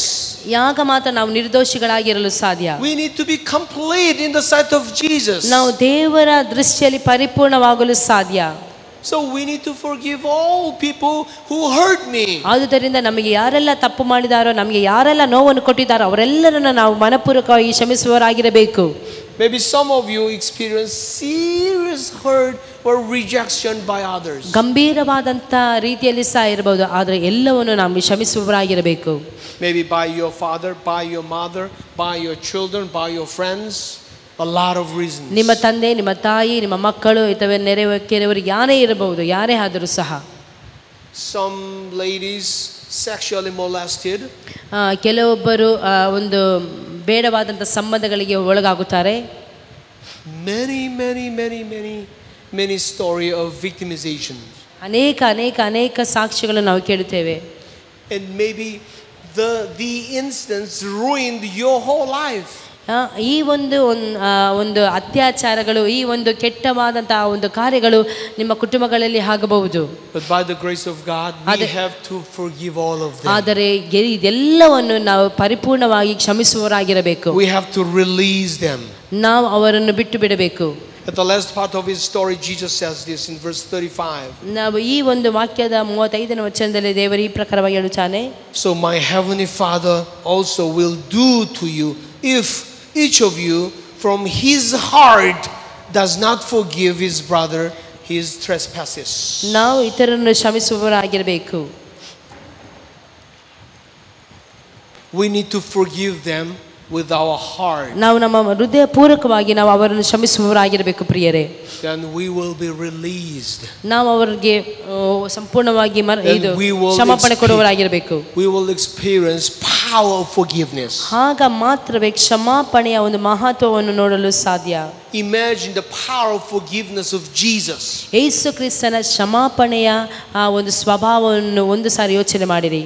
Jesus declared forgiveness even to Roman soldiers who are crucifying him. ರೋಮ ಸಿಪಾಯಿಗಳನ್ನು ಸಹ ಕರ್ತನಾದಂತ ಯೇಸು ಕ್ರಿಸ್ತನನ್ನು ಕ್ಷಮಿಸಿದನ್ನು ನಾವು ನೋಡುತ್ತೇವೆ. The reason why he was crucified at the cross is because of us to forgive, to enjoy the forgiveness by God. ನಮಗೋಸ್ಕರವಾಗಿ ನನಗೋಸ್ಕರವಾಗಿ ನನ್ನ ಕರ್ತನಾದಂತ ಯೇಸು ಕ್ರಿಸ್ತನ ಅವತ್ತು ಶಿಲುಬೆಗೆ ಹೇರಿದನ್ನು ನಾವು ನೋಡ್ತೇವೆ. ಆದರೂ ಸಹ ನನ್ನ ಕರ್ತನು ಅಲ್ಲಿದ್ದಂಥ ಪ್ರತಿಯೊಬ್ಬರನ್ನು ಕರ್ತನೆ ಇವರೆಲ್ಲರನ್ನು ಕ್ಷಮಿಸು ಅಂತ ಹೇಳಿ ಆತನು ಕ್ಷಮಿಸಿದನ್ನು ನಾವು ನೋಡುತ್ತೇವೆ. Forgiveness has power. ಕ್ಷಮಿಸುವಂಥದ್ದು ಒಂದು ಬಲ. Forgiveness will gives you healing. ಕ್ಷಮಾಪಣೆಯು ನಮಗೆ ಒಂದು ರೋಗ ಸ್ವಸ್ಥತೆಯನ್ನು ಕೊಡುತ್ತದೆ. Forgiveness prepares you to be clean in the sight of God. ಕ್ಷಮಾಪಣೆಯು ದೇವರ ಕಡೆಯಲ್ಲಿ ದೇವರ ಸಮೀಪದಲ್ಲಿ ನಾವು ಪರಿಪೂರ್ಣವಾಗುವಂತೆಯೂ ಕ್ಷಮಿಸುವಂತ ಒಂದು ತಿಳಿಯ ಒಂದು ಹೃದಯವೂ ಆಗುವಂತೆ ಆಗುತ್ತದೆ. Forgiveness paves the way for you to receive the power of the Holy Spirit. ಕ್ಷಮಿಸುವುದರ ಮೂಲಕವಾಗಿ ನಾವು ದೇವರ ಆತ್ಮನ ಇನ್ನೂ ಹೆಚ್ಚಾದಂತ ಬಲವನ್ನು ಹೊಂದಿಕೊಳ್ಳುವ ಹಾಗೆ ನಮಗೆ ಸಹಾಯ ಮಾಡುವಂತದ್ದಾಗಿರುತ್ತದೆ. Amen. Amen. Now let's pray. It's time to pray. ನಾವು ಈ ಸಮಯದಲ್ಲಿ ಪ್ರಾರ್ಥಿಸುವ. As I challenge you to pray, the first step is to practice forgiveness.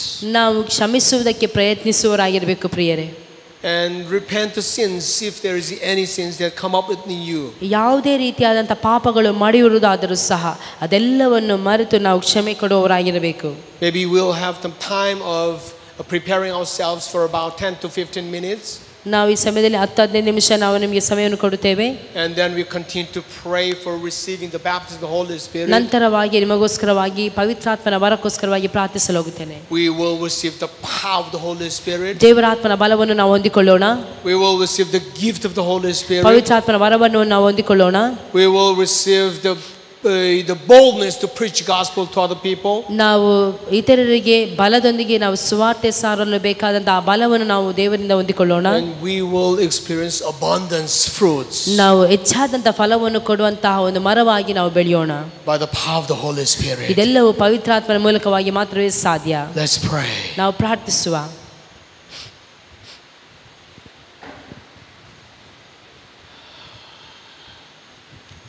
Let's close our eyes.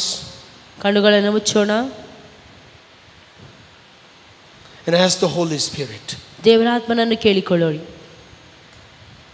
Oh Holy Spirit. ದೇವರಾತ್ಮನೇ, remind me the person that I need to forgive. ಕರ್ತನೇ, ಯಾರಿಗಾದರೂ ನಾನು ಕ್ಷಮೆ ಕೊಡಲು ಇರುವುದಾದರೆ ನನಗೆ ನೆನಪು ಮಾಡು ದೇವರಾತ್ಮನೇ. Teach me how to pray. ಯೇಸುವೇ, ಯಾವ ರೀತಿಯಲ್ಲಿ ಪ್ರಾರ್ಥಿಸಬೇಕೆಂದು ನನಗೆ ಕಲಿಸಿಕೊಡು. Give in the soft heart to declare forgiveness to them. ಕರ್ತನೇ, ನನಗೆ ಮೃದುವಾದಂಥ ಮನಸ್ಸನ್ನು ಕೊಡು ಸ್ವಾಮಿ. ಇತರರನ್ನು ಕ್ಷಮಿಸುವಂಥ ಮನಸ್ಸು ನನಗೆ ಕೊಡು. Continue to pray. ಸತತವಾಗಿ ಪ್ರಾರ್ಥಿಸಿ ಪ್ರಿಯರೇ. Waiting patiently of the revelation of the Holy Spirit. ಆ ದೇವರಾತ್ಮನ ಮೂಲಕವಾಗಿ ಆ ತಾಳ್ಮೆ ಮಾತ್ರವಲ್ಲ, ದೇವರಾತ್ಮನ ಆ ನಡೆಸುವಿಕೆಗೆ ನಮ್ಮನ್ನೇ ನಾವು ಒಪ್ಪಿಸಿಕೊಡುವ ಪ್ರಿಯರೇ. ಆ ಮೆಲ್ಲನೆಯ ಮಾತು ನಮಗೆ ದೇವರಾತ್ಮನ ಹಾಕುವುದಾದರೆ ನಮ್ಮ ಹೃದಯದಲ್ಲಿ ಆ ಒಂದು ಮಾತಿಗೆ ವಿಧೇಯರಾಗಿ ನಾವು ಕ್ಷಮಿಸಿ ಬಿಡುವ ಪ್ರಿಯರೇ. Let us ask the Holy Spirit. ದೇವರಾತ್ಮನಿಗೆ ಕೇಳಿಕೊಳ್ಳೋಣ. Oh Holy Spirit, give me the strength to forgive them. ಕರ್ತನೇ, ಅವರಿಗೆ ಅವರನ್ನು ಕ್ಷಮಿಸುವಂತ ಹೃದಯ ನನಗೆ ಕೊಡು. If I don't forgive, ನಾನು ಅವರಿಗೆ ಕ್ಷಮಿಸದೆ ಹೋದರೆ, the forgiveness that has been given to me could be cancelled. ಹೌದು ಸ್ವಾಮಿ, ಅದು ಬಲವಾಗುತ್ತದೆ. ನಾನು ಇತರರನ್ನು ಕ್ಷಮಿಸುವಂತ ಆ ಹೃದಯವನ್ನು ನನಗೆ ಕೊಡು ಸ್ವಾಮಿ ಅಂತ ನಾವು ಕೇಳಿಕೊಳ್ಳೋಣ. Let's pray. ನಾವು ಪ್ರಾರ್ಥಿಸುವ ಪ್ರಿಯರೇ. Pray of your own prayer. ನಿಮ್ಮ ಸ್ವಂತ ಮಾತಿನ ಮೂಲಕವಾಗಿ ದೇವರ ಜೊತೆಯಲ್ಲಿ ಪ್ರಾರ್ಥಿಸಿರಿ. Pray yourself. ಪ್ರಾರ್ಥಿಸಿ. ಎಲ್ಲರೂ ಬಾಯಿಗಳನ್ನು ತೆರೆದು ಪ್ರಾರ್ಥಿಸಬೇಕಾಗಿ ನಾನು ಕೇಳಿಕೊಳ್ಳುತ್ತೇನೆ. Open your mouth. ಬಾಯಿಗಳನ್ನು ತೆರೆದು ಪ್ರಾರ್ಥಿಸಿ ಪ್ರಿಯರೇ. And pray loudly. ಗಟ್ಟಿಯಾದಂಥ ಸ್ವರದಿಂದ ಪ್ರಾರ್ಥಿಸಿ. ಬಾಯಿಗಳನ್ನು ತೆರೆದು ಪ್ರಾರ್ಥಿಸುವ ಪ್ರಿಯರೇ. ದೇವರ ಆತ್ಮ ನಮಗೆ ಪ್ರತಿಯೊಬ್ಬರಿಗೂ ಸಹಾಯ ಮಾಡುವವನಾಗಿರ್ತಾನೆ. ನಾವು ಯಾವುದನ್ನಾದರೂ ಮರೆತು ಹೋಗಿರುವುದಾದರೆ ಅದೆಲ್ಲವನ್ನು ನಮ್ಮ ನೆನಪಿಗೆ ಕೊಡುವ ಆತನು ದೇವರ ಆತ್ಮನು ಮಾತ್ರ. ಆತ ನಮಗೆ ಸಹಾಯ ಮಾಡುವವನಾಗಿರುತ್ತಾನೆ.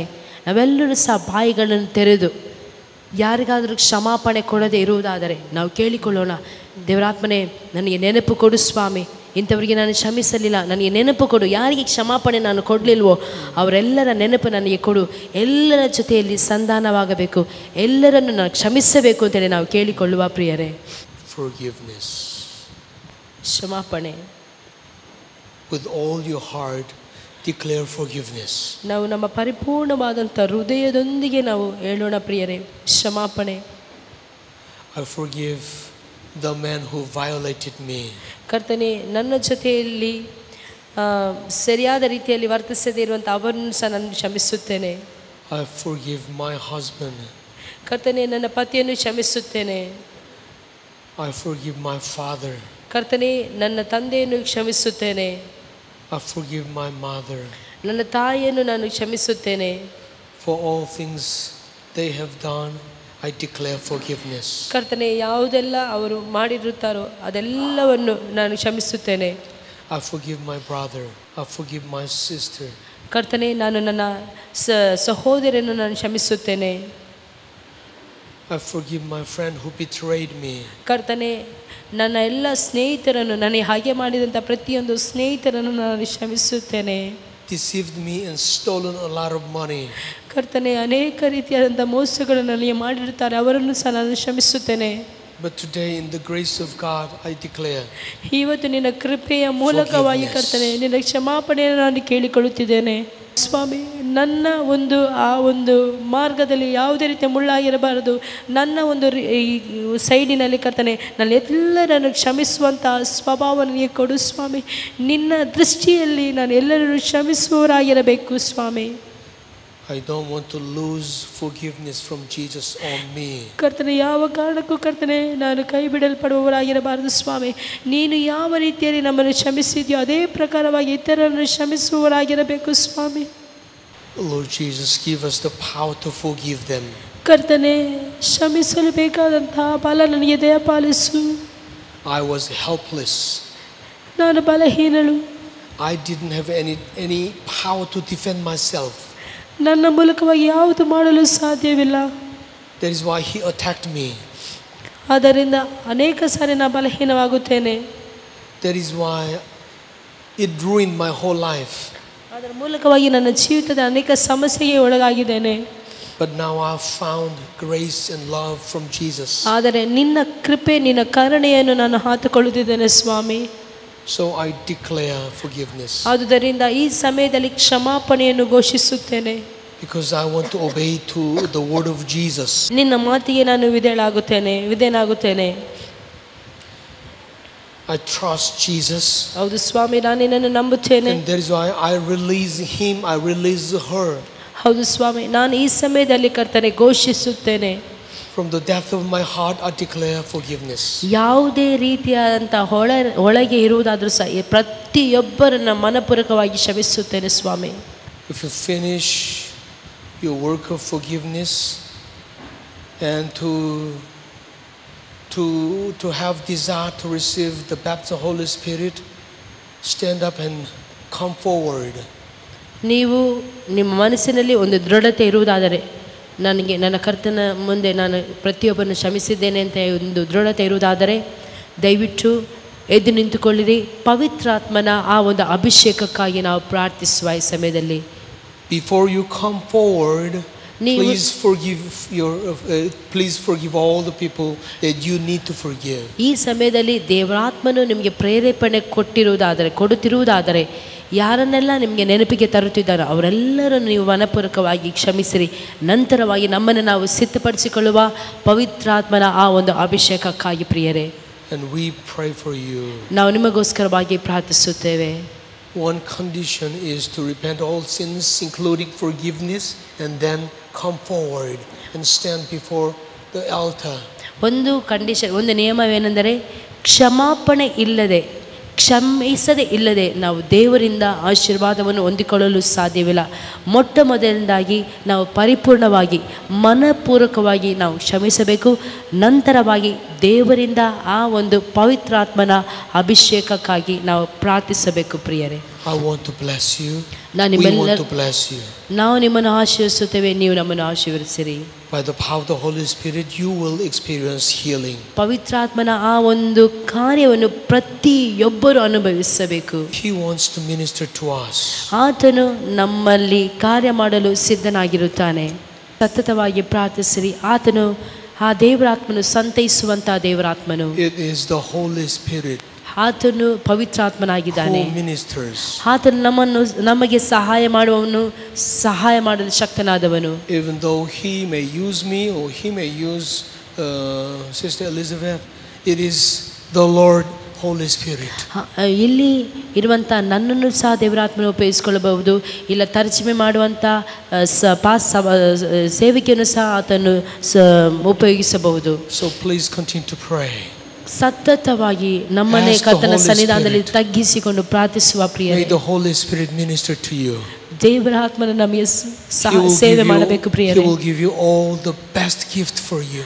ಆತನು ನಮಗೆ ಉತ್ತಮವಾದಂತಹ ವರವನ್ನು ಕೊಡಲು ಶಕ್ತನಾದವನು. Keep closing your eyes and continue to pray. ಪ್ರಾರ್ಥಿಸಿರಿ, ಬಾಯಿಗಳನ್ನು ತೆರೆದು ಪ್ರಾರ್ಥಿಸಿರಿ ಪ್ರಿಯರೇ.